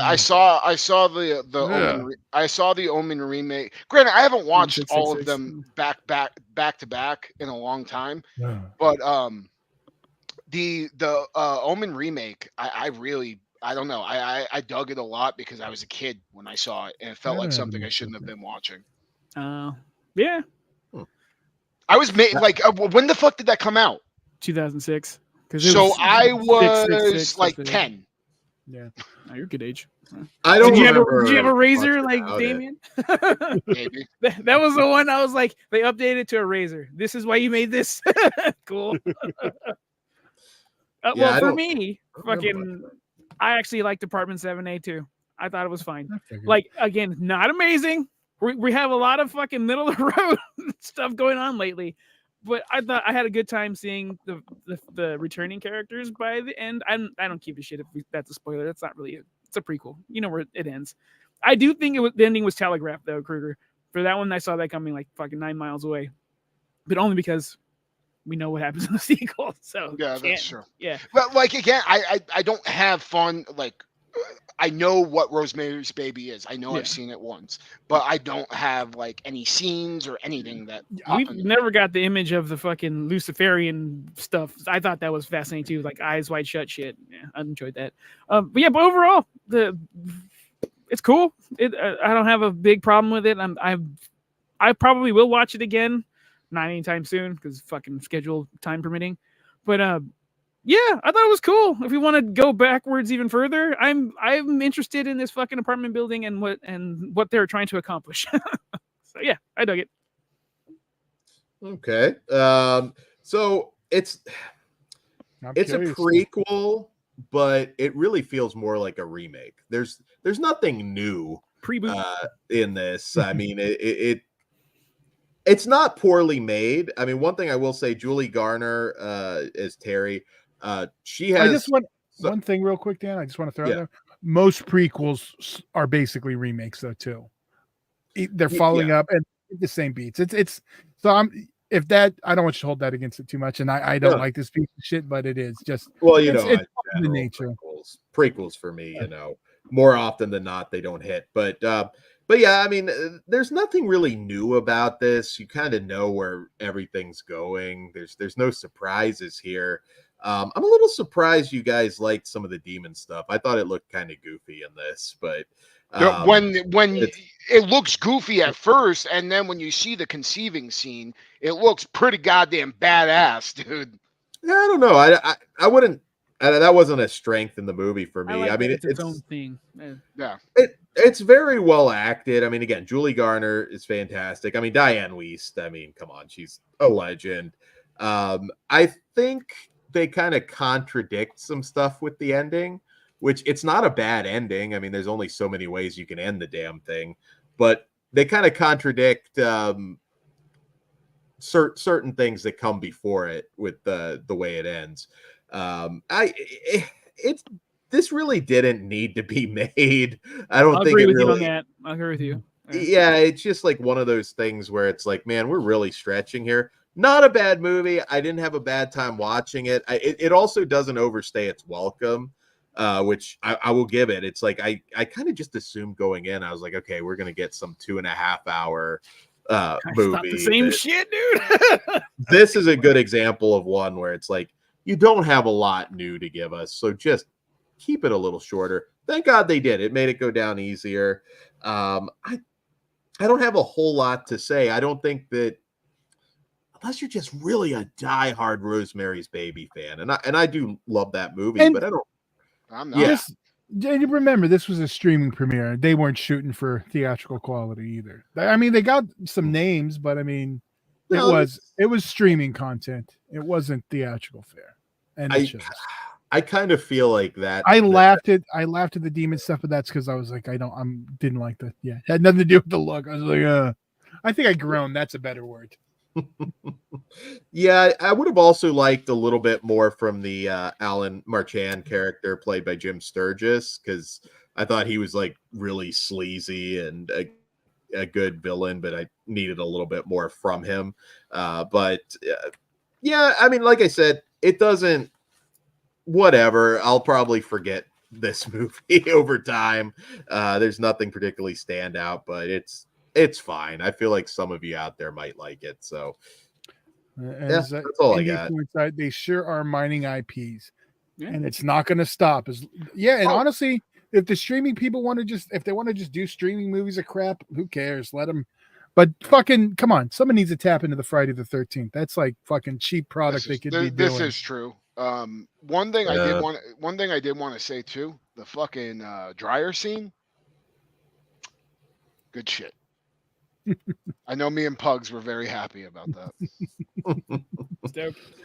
All right. So what do you rate it, Kruger? I'm a 3 out of 5 for now, but I kind of want to have a Rosemary's Baby night and like rewatch this, then watch the original and see how I feel about it. And then don't forget the remake with Gamora. There's a remake? Yeah, Zoe from 2014. It was a 2-part miniseries on fucking a Peacock or NBC at the time. Yeah. I had no clue. Lionsgate put out the Blu-ray. Too fucking long. What is it? Is it 3 hours? It's a TV movie, so it's two 90-minute parts. Yeah. Yeah, I thought it was even longer than that, but maybe I might be wrong. The original's 3 hours, isn't it? It felt long. No, the original was 3 hours. 2 something. Oh yeah, no, it's not 3 hours. Might be under 2. Yeah. For me, I'm gonna rate it. Oh, you rated it right, Dan? What'd you give it? I didn't yet, but I'm a 2.5. I'm a 2.5. Okay. You seem mad that you didn't hate it, Todd. I didn't. I was bored. I was bored as fuck. I'm gonna give it a 1.5. I like Diane Weiss. She was fine in there, so I don't have any like acting complaints. It's just not. Only reason I played it was because we're talking about it, and I'm not gonna be like Dan and just shit all over. This piece of shit, but okay. Gregory, would you like to go next? I'm not gonna call you guys stupid for liking it. Oh, you went. Okay. Hey, stupid. What did you think, Dan? You're not stupid for liking this one. It's just I don't know. See, because Dan liked it, you're not stupid for liking it. You walked right in. I don't know that I'm really coming off that I love this. I mean, there was you're not, but you also aren't shitting on it like you did with Salem's Lot. So no, this one is oh my god. Oh, I would rather watch Salem's Lot 8 more fucking times than ever watch this piece of fucking shit again. You're fucking hard-hearted, Dan. Move on. I'll happily watch both, and I'm a 3.5 out of 5. Okay. Didn't you already say that? All right. No. Oh, all right. So we're all fucky today, dude. I don't know what it's you guys it's are Halloween. Because we haven't had any goddamn Halloween movies on the show yet, which we're fixing next week. All right. So yes. Up next we have so this is a streaming on YouTube on the That's a Bad Idea YouTube channel. I was just going to give you crap, Dan, for never telling anyone where anything is streaming to the point I put it on the screen. And he finally does it. The one time YouTube, and the That's a Bad Idea YouTube channel. Can we just say that Todd was extremely mad at Dan because he kept telling him to try to like find where this movie is, and then I'm just like, hey guys, here's this thing on YouTube, and Todd was like, you motherfucker, Dan. I'm used to watching like originals, like that just tells me advertised. The thing that pisses me off about it, god damn it, Kruger, you got me to go. The thing that pisses me off about it is that tells me this motherfucker does zero work. He just asks me, where can I... He doesn't even like Google. Justwatch.com, stupid motherfucker. Type the name of the movie. It tells you wherever the fuck it's playing. 2 seconds. Same amount of time and say, hey, Tom. Remember, I don't look at reviews ahead of time. That has nothing to do with reviews, buddy. It's called Just Watch. Anyway. All you do is type in the movie on a Just Watch, shit. And it tells you where it's at. It happened to Indie Phantom too. Oh shit! I was looking for this and never thought of YouTube, bro. It was advertised as YouTube. Not laughing at you. I'm laughing at Dan, but it's funny that he has a backup here. All right, so Milk and Cereal. I will tell you what this movie's fucking about. A surprise birthday prank takes a turn for the worse when a popular social media duo must face the reality of the terrifying aftermath. So this is a found footage horror movie. And I don't know that I'm familiar with this channel. I know it's big. I'm not at all. Like this is the first thing I've ever watched from them. I know said their name several times and I already forgot. Yeah, I know Curry Barker writes, directs, acts, and edits. He's kind of like a jack of all trades with this. I won't lie, when I did hear that it was YouTube, I was kind of like, People, Yeah, I know they let anybody on this bullshit. I will say, I feel like for me personally, people overhype the fucking dog shit out of this because, like, holy fuck, man, like they're calling it like one of the best found footage movies of all time. And like, while I didn't dislike this movie at all, that is a little overzealous. I would say You can't let the hype get in the way though, because No, but the amount of people that like I know everything. No, like, hold on, motherfucker. The amount of people like that I respect their opinions of that said this is one of the best found footage movies of all time. Start recalibrating. That threw me off. See, if they would have said of the year, I'd be like, okay. No, of all time. that just tells me they may not have seen it. Okay, well, let's get in before we start talking about the movie. Yeah. Well, I think it's actually pretty damn good. I would recommend this to fans of Creep. I think if you like the Creep movies, I think this certainly fits there. I don't know how I feel about music in a found footage movie. That is something, I guess whatever. I hate when they do that. That's like one of my pet peeves. I used to be scoring, having a score in the found footage. Didn't recognize. There's certain scenes in here where like a soundtrack will pick up, and that's a huge pet peeve of mine because like I want to feel like I'm watching like a snuff film. You know what I mean? Yeah, I agree. I mean, it's a little thing. It's like whatever. It's there. I still actually really liked this. Again, having no idea who these guys are. I thought Curry Barker as Milk, particularly being jack of all trades, that doesn't always work out when you play the main role. I thought he was creepy. I thought he hit the beats that he needed to. I was thoroughly entertained. And, you look at this movie, obviously they already have the equipment. They're a big YouTube channel, but I don't think this thing cost anything to make. I doubt they had to spend more than a couple $1,000s on this. Some money on squibs. That's about it. Yeah. And I'm watching this and I'm thinking like, holy shit. I don't think it's the best found footage movie ever made, but it's the best one I've seen in a minute. I really did enjoy it quite a bit. I thought, and again, I don't want to give stuff away, but I think Greg, the neighbor, I thought those scenes were really tense and creepy. It doesn't necessarily go where you think it's gonna go, and I was thoroughly entertained. This is a lot better than some of these, and again, I'm just not a fan of some of the fan films that get dumped on YouTube. I was like, this is certainly well above. Well, first, it's not a fan film, so that's what I'm used to from YouTube, just people dumping. Also, YouTube's our platform too, dickhead. Stop talking shit on YouTube. When we make our movie, it's going to premiere somewhere else, though. But I'm glad the producer's telling us this. Thank you. Oh wait, you're not. Shut the fuck up, Dan. It's going to Hollywood, Todd. We're going to get Brad Pitt or Cliff Booth in the chat. It's going to star in it. It's going to right to the top. Right to the top. For me, there we go. Ben gets it. What he gets? What? Well, I'm not putting it on the screen, but he knows the hub. Oh, well, I mean, we can get close. So for me, again, there was a lot of hype around this before I watched it, so I got a little overhyped. I did like it a lot, and like I love Creep. Like Creep and Creep 2. I even thought Creep 2 like super delivered.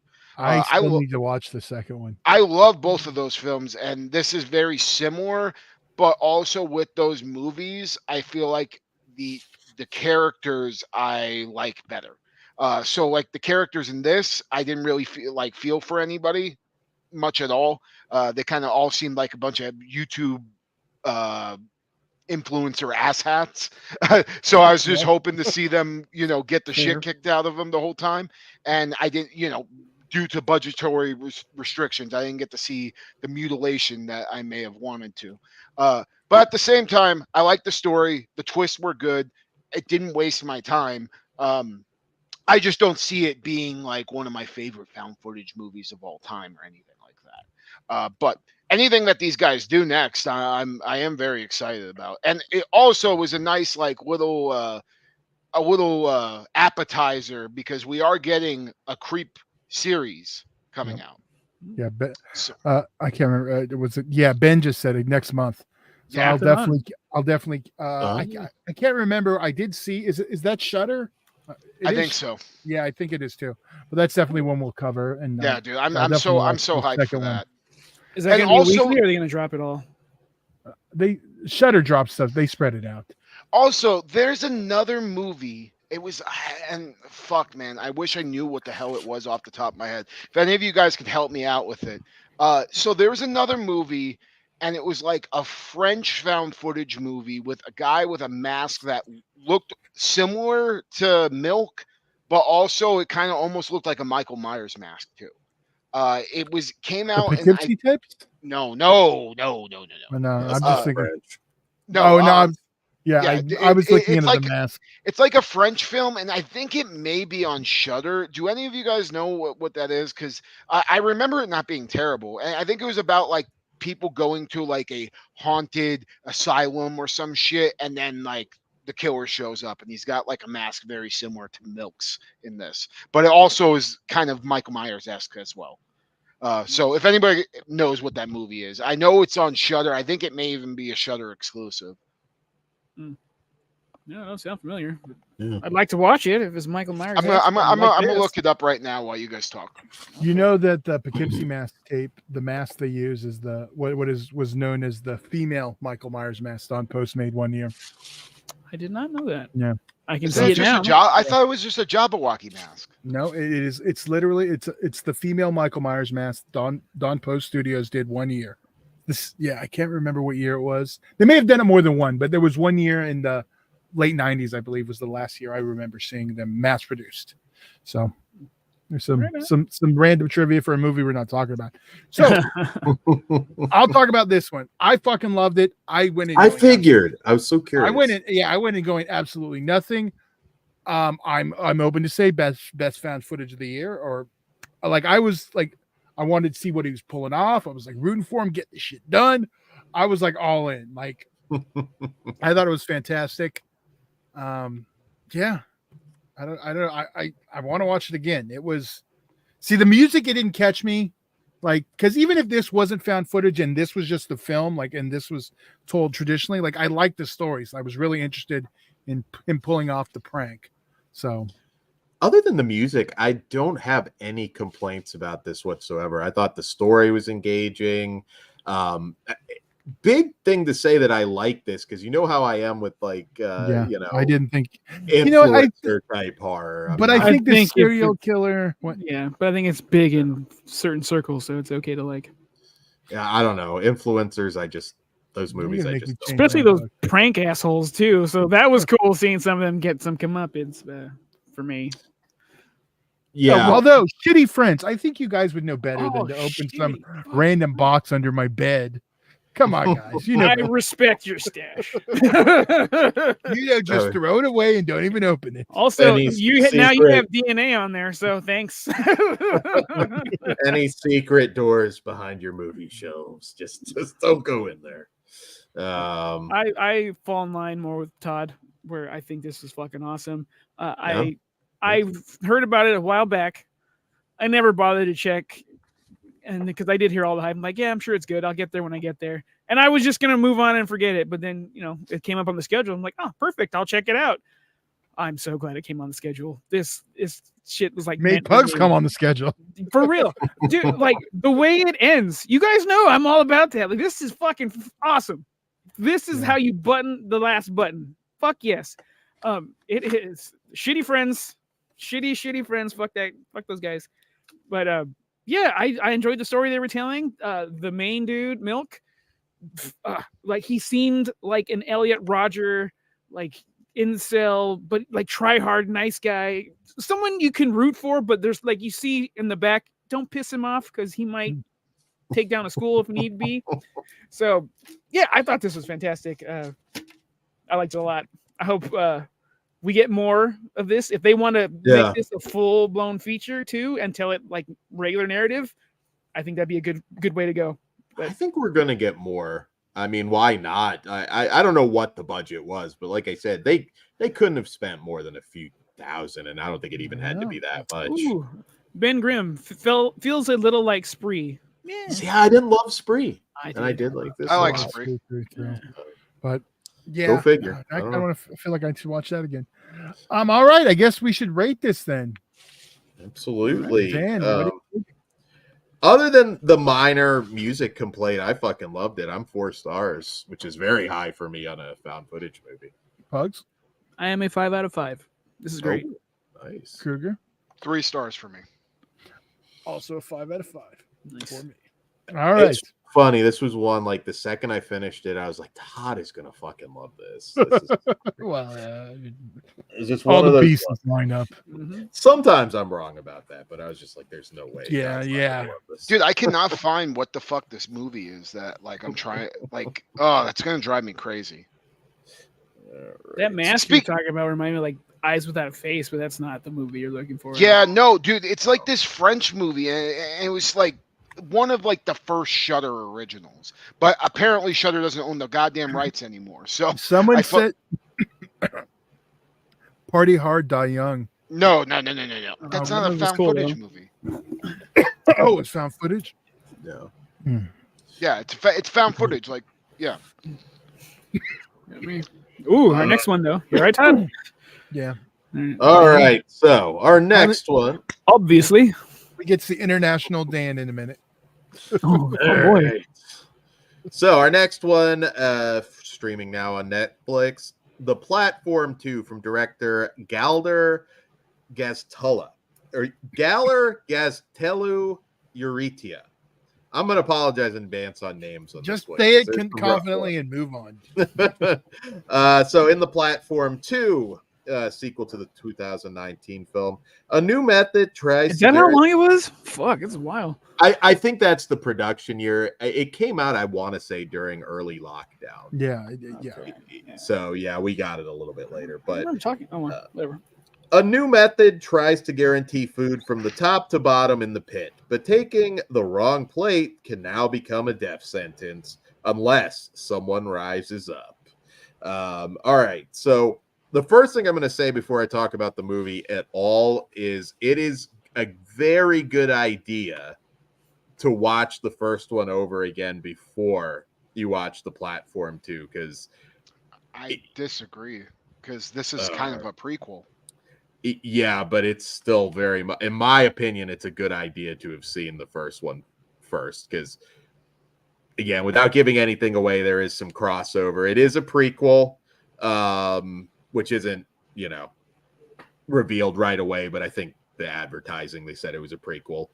I think it helps to rewatch it because this is a very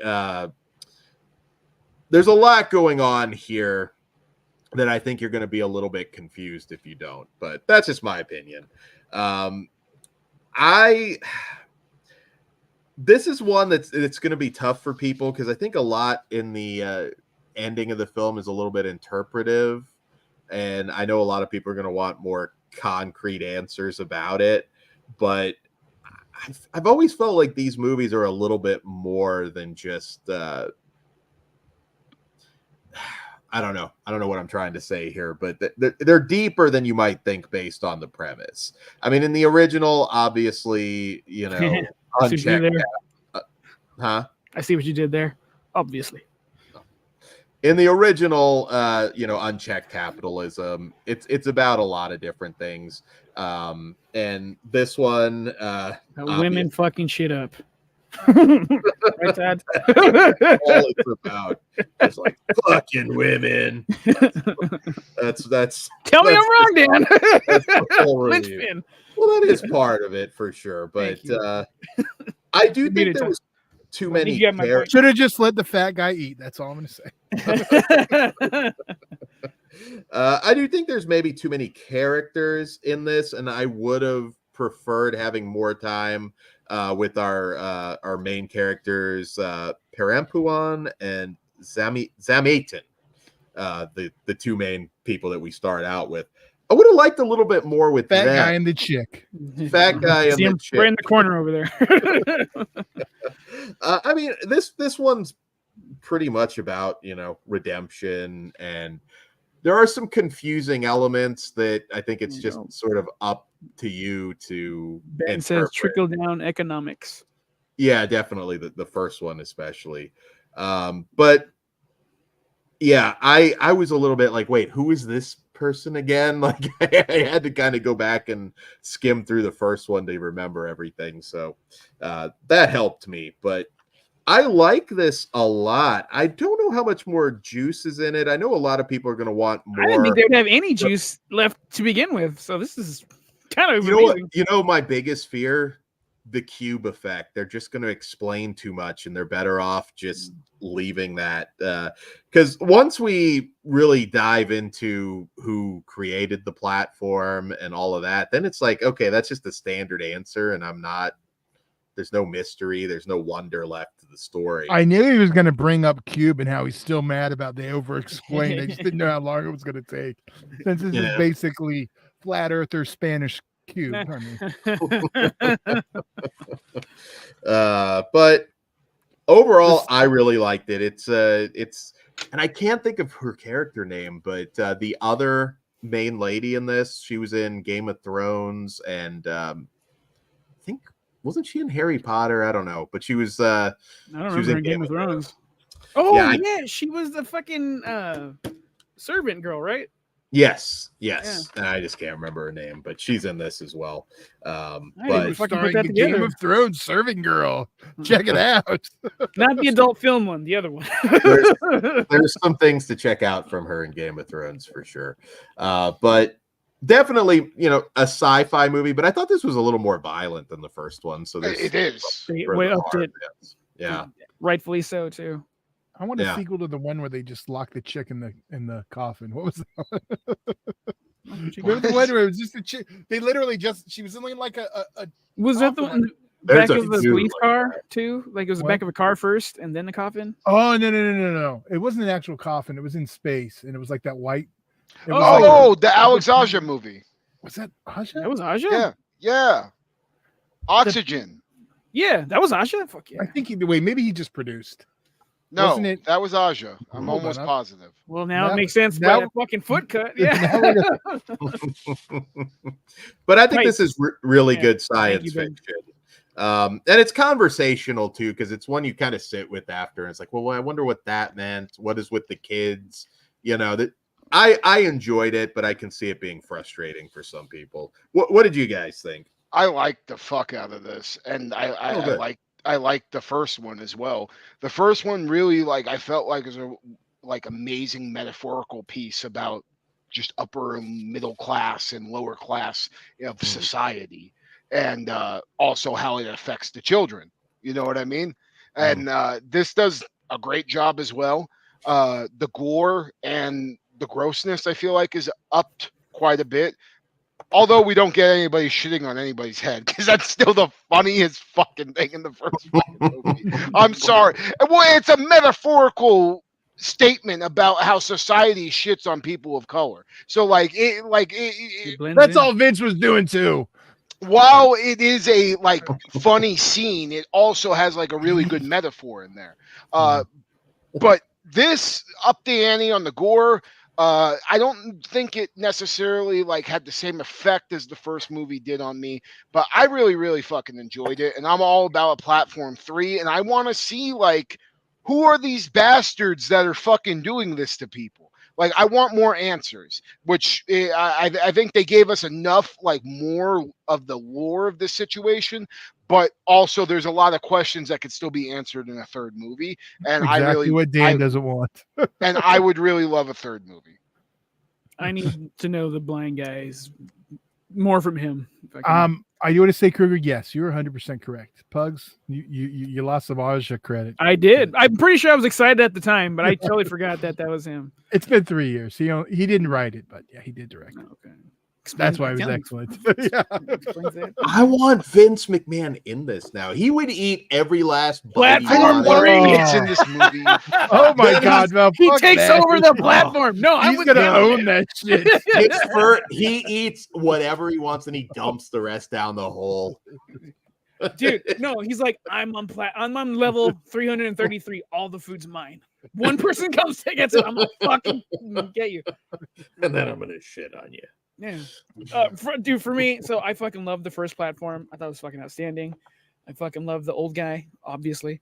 I had no idea this was going to be tie in so directly to the first one. I didn't watch any of the trailers. I didn't read anything about it.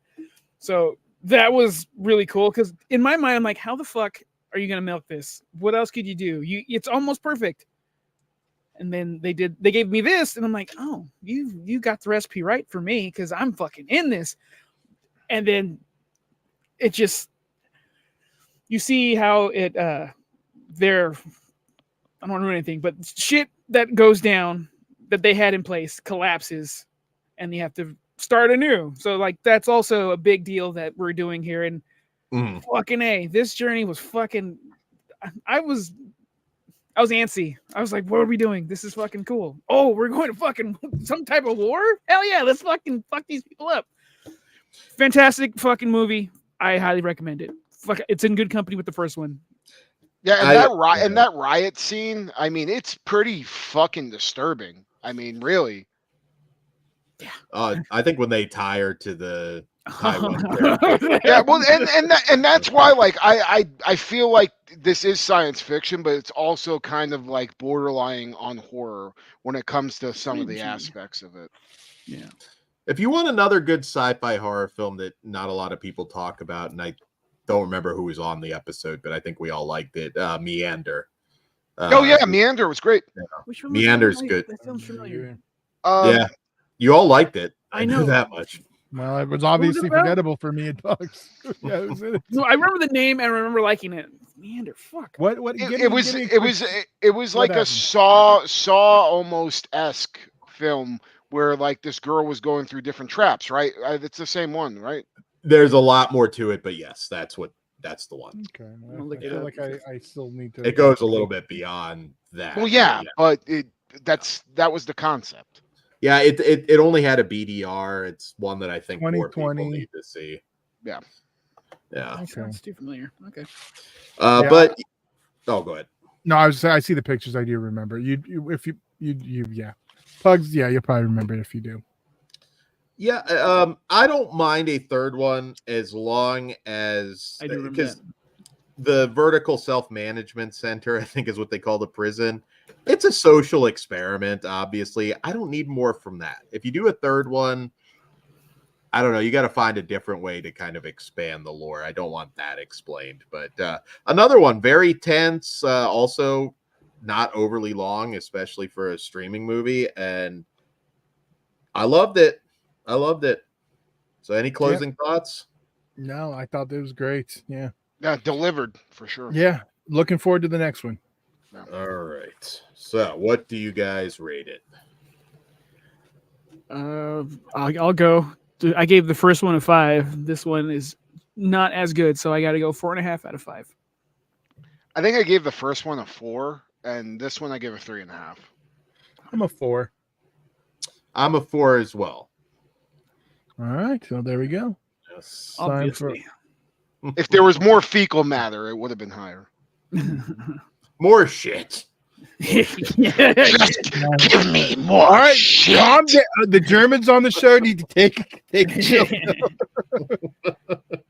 Get too excited for the fecal fun. He just has draws puke all over the platform. He's gonna puke. All right, so now that we've bored the people that don't know wrestling, we'll move on to our next Netflix film. It's your fault, Dan. It's What's Inside, and this is another one apparently that a lot of people are talking about. Just one thing that I did hear about this movie is Netflix purchased this for $17 million.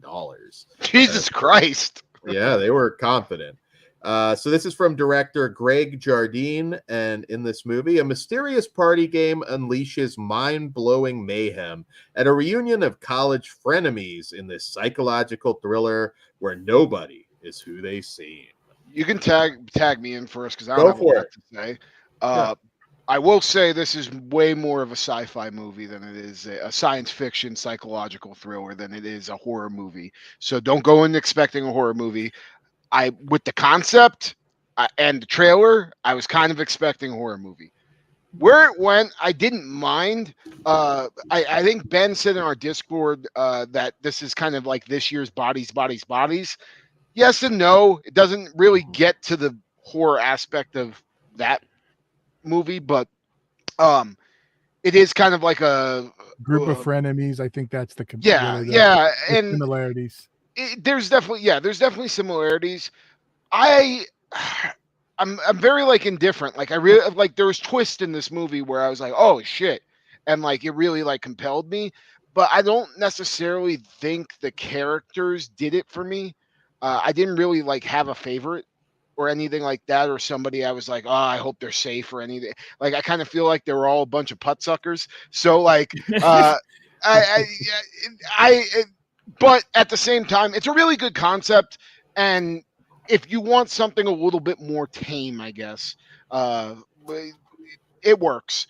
I felt like I was gonna like it a lot more when I saw the trailer and heard the concept, and then when it came out, like it wasn't like it was a bunch of people killing each other. Right. Would you say it's a good Halloween movie, like because the party aspect of it? See, that's where I see. I think the party aspect of it does lead to that. I don't think every party movie works for Halloween. You know, no, that's true. Just curious. It's not like this. If it was a Halloween party, I would have fucking loved the shit out of it. Yeah. You know what I mean? But it's a fucking bachelor's party before a wedding. Yeah. Just curious. Oh, go for it, Bugs. Okay. I thought it was cool. Again, this is one of those middle of the roads, slightly better than middle of the road, just because I was entertained and I did enjoy the drama and the relationship interactions. Acting's fine, but the idea behind this story, fucking cool. Like I think there's better things that could be told with this. So hopefully, maybe the game will catch on. But I was hoping it was going to go more batshit too. Like with especially with like the character that brings the fucking suitcase. Yeah. I thought he was going to lose his shit, and he kind of doesn't. No, but I think. I'm gonna like I love this movie. I'm gonna tell you right now, and this is what I'm gonna say. I'm gonna say if you like Happy Death Day, I think this is like that tone. You have I can see someone that likes that liking this. Yeah. I'm saying it's gonna. Maybe it would be better. Maybe Happy Death Day too. I was gonna say if I said Happy Death Day to you, would you agree? But yes. It has that feel, that light, that tone. So Dan can go either way, but the fact it doesn't have Bloom as the name of the company, maybe we'll see. I like Happy Death Day a lot. I know you do. Do you like To You though? I like the first one better, but I do like To You. Yeah, that was. I fucking hate To You. Like I like that. I want. It's more of a sci-fi movie. Back to the Future too. It's exactly what it is, which is why I don't like it. I don't like those fucking movies. I like time loop movies. I like time slip movies. And I love when movies go back into the previous movie, which is why I like that stupid Terminator. I know. Because I like to go and see it like a different perspective. So I've always enjoyed that. So that's always but anyway, this one. But I like that it had that fun tone of something like that. One of my big gripes in general now on TV is I know representation is good, but I don't always have to see the fucking United Nations in the cast. Like, just calm the fuck down with that shit. I didn't notice it. Well, good for you. I did. Well, you know, I think I'm not gonna do it on the show. But okay. No, it just didn't register me. Like, because honestly, going to the parties I went, they were always fucking multiracial. Like, because I used to go to South County parties all the time. True, so but like there is one time where I'm like, oh, I have the N-word pass. I'm like, you can't, guys. Yeah.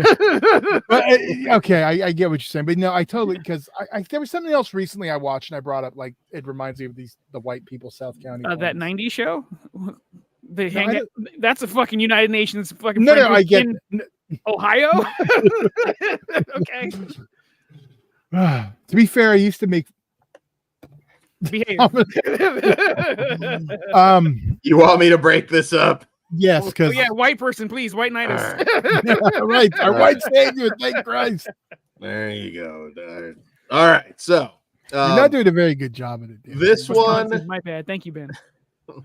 This one, I'm kind of 50-50 because I loved. I'll start with the good first. I think the script is actually pretty strong. If you do like body swap stuff, number one, you got to pay attention to this one because it gets rapid fire, especially as we get towards the final act. And it's hard to keep track. Like this is one I highly recommend. If you're going to watch it, don't be multitasking. And I thought, like I said, a lot of twists and turns, some of which you're not going to see coming. So I can see why you like it so much, Todd. But I like body swap movies, but it just more depends for me. My big issue with this is the characters. I just didn't like them. It's like bad characters in a good movie for me. I enjoyed the script, but you don't think they were all supposed to be those kind of people? You're not. I get it, but I didn't care about anyone. I don't think towards you mean the bad, end, like. Do you mean bad like they're not good characters? Bad like I didn't care about any of the characters. You don't like any of the people, basically. I could care less. The main what guy was happened sympathetic, even though he's a cuck. I could care less about what happens to anybody. I mean, we have the one guy who would rather watch The Hub than bang his super hot wife. I think self-hater here. That was kind of like what I had who I was super rooting for hot, in this movie. Relax. Oh, super hot, I would say. But one. As I get to the end, I'm like, I can start to overlook it a little bit. And I'm like, okay, I mean, it's kind of winning me over. But then they get to the end, and I'm like, really? Just that. That's when it really feels like it goes from Happy Death Day to Happy Death Day to You. That the ending really switches to the second film. The motivations aren't as interesting, I guess, too. But I get why there's going to be some people out there that fucking love this. And I'm more in the middle. I recognize that it's a pretty decent movie, but I didn't give a shit about anybody. Ben Grimm with some truth over here. For every hot girl, there's a dude tired of her ass. This is fucking goddamn right. Just want to watch The Hub. Spitting truth. But it wasn't just that. I mean, just kind of everybody in this. I was just like, you got to give me some. Yeah, but that makes sense for today's male. He'd rather fucking watch The Hub than bang his old lady. So, that's probably true, but that doesn't change how I feel about it. Yeah, I wouldn't want to hang out with most of these people, but I enjoy watching them being tormented. Yeah. This was one like I had to sit with it a minute to really balance out the good and the bad. So I'm really just that guy that's right in the middle with it. I really, you know me, like I just hate these fucking people. So. Dan saw Jason Baum was one of the like had a credit. He's like, Jason Blum, fuck this movie now. No. Yeah. I saw in the credits, fuck, and then I realized it said Baum, not Blum. Like I love Happy Death Day. I don't. This one's just in the middle. I don't know. Alicia Debnam Carey though. I do love seeing her in something. That's the blonde chick, right? That's Californication. Californication, yes. The blonde, right? Yeah. Am I tripping? Yeah, okay, yeah. Was she the blonde? actual hot one. I'm not going to argue that. She's how's this? She was Alicia Clark in Fear the Walking Dead too. Oh, you didn't watch that one. Never mind. Fear, I did in the beginning. I don't know if he was one of the original ones. Oh, okay. Like the daughter? Yeah, she was a daughter. That's where I saw that bitch. Dan didn't realize that. He was too busy focusing on Californication. Yeah, she looks very confused. Yeah, I think you're wrong, Dan. I don't think it is the girl from. Am I fucking that up? I think so. All right, my bad then. So Dan's like fucking creaming over images he's never seen of her naked. It's AI imagery. Back Dan on the Hub, leaving us alone. My bad. I thought she was. Okay, it's been a minute. My bad. Somebody else. Dan, oh my God, Dan, you have officially lost your cred.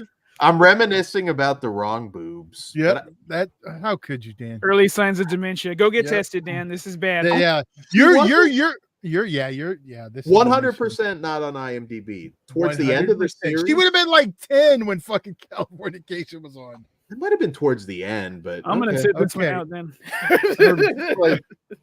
Her very first film was in 2003. Oh well, then no, it can't be. Yeah, she was in Friend Request. I know you loved that one. I did like Friend Request. I think I remember that. Yeah, it's a decent little movie. But all right, ghost titties, I guess. But yeah, I enjoyed this movie 50% of the time. The other 50, I just wanted to just Okay, now before we do the rating, here's my question. So who's playing the game and who's not? Who's going to sit it out? I'm not who's playing what? that fucking game. You're out of your goddamn I'm mind. not fucking watching it. All I right, we're on guess the it same would page. depend who with. See, Dad, the white, like, what the fuck? It goes towards the noise. Yeah. I'm white too, and I'm not fucking playing. You're it. Italian. That's different. Christopher Walken explained it. What if you get to You like got the N-word pass, dude. You can say it freely. damn? What if you get to switch with like I don't know? Well, you Dan have would just to be like, admit. switch me with the girl so I can go touch flick my bean in the back. If that's the case, Sydney Sweeney, you want to play? Yeah, then there's all that TMZ controversy. Why is Sydney I'm- Sweeney going around using slurs all the time? She's just like, I'm immediately making a fucking sex video. I am by myself and I'm cashing in, and I'm going on the most racist rant ever. I love you, Sydney, but I'm scorching earth. she just wakes up and she's just got like bitch spray painted on her car. So is that you and Brittany in the early 2000s? Oh my god! Yeah, I would. Except I would have shaved my head, but I also would have hit the kids with the umbrella. You can't take them if they're not alive. All right, so there we go. All right. So, well, there's no shock with me. 2.5. I wish I could go higher, but it's just more of me thing. Pugs. I am a 3.5 out of 5. That's good. I'm a 3, and I was like borderlining 2.5 and 3, but I think 3 for the concept alone. But this just isn't my cup of tea.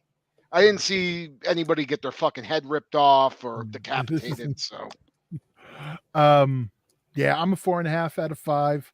I was gonna add something and I totally forgot what I was gonna say. My brain like lost it. If it's like if you combine bodies, and Happy Death Day, this is what you get. And Dan hated one and loved the other, so there you go, perfect. Hated bodies. I still don't get. you that just one. hate Pete Davidson.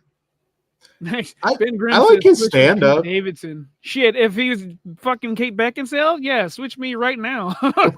I popped hard when he popped up in the Eminem video. Grandpa M, holy shit.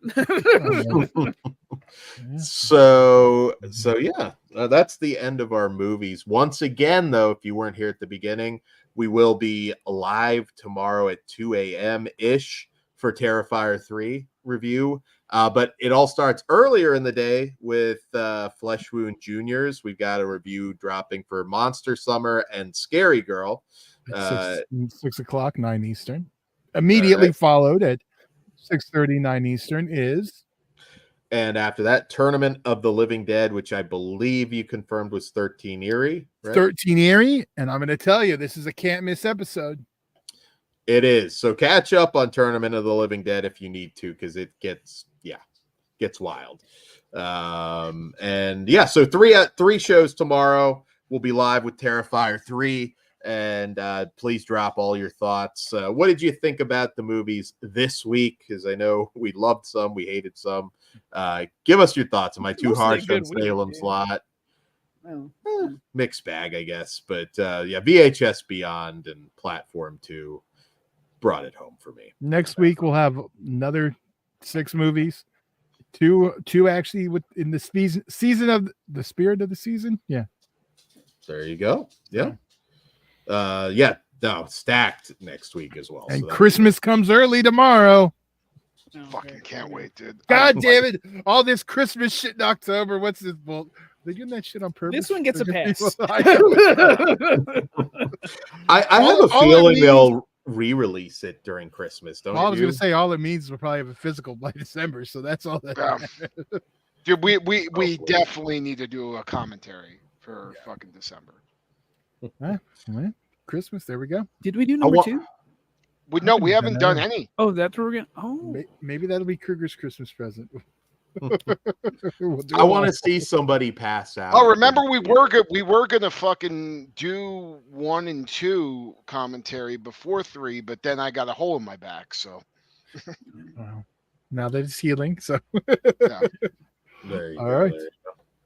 All right, guys, that's all we have for you tonight. We'll see you tomorrow. Don't miss it. Hit that notification bell. Patreon.com/FleshWound Features. All starts at just $1, and we appreciate your support since we don't do super chats here. And also the free Discord. Get on the Discord. You'll never miss anything. All Yeah. right. Good night. Money's on the dresser. Whatever you do, don't fall asleep. I'll see you in Disneyland.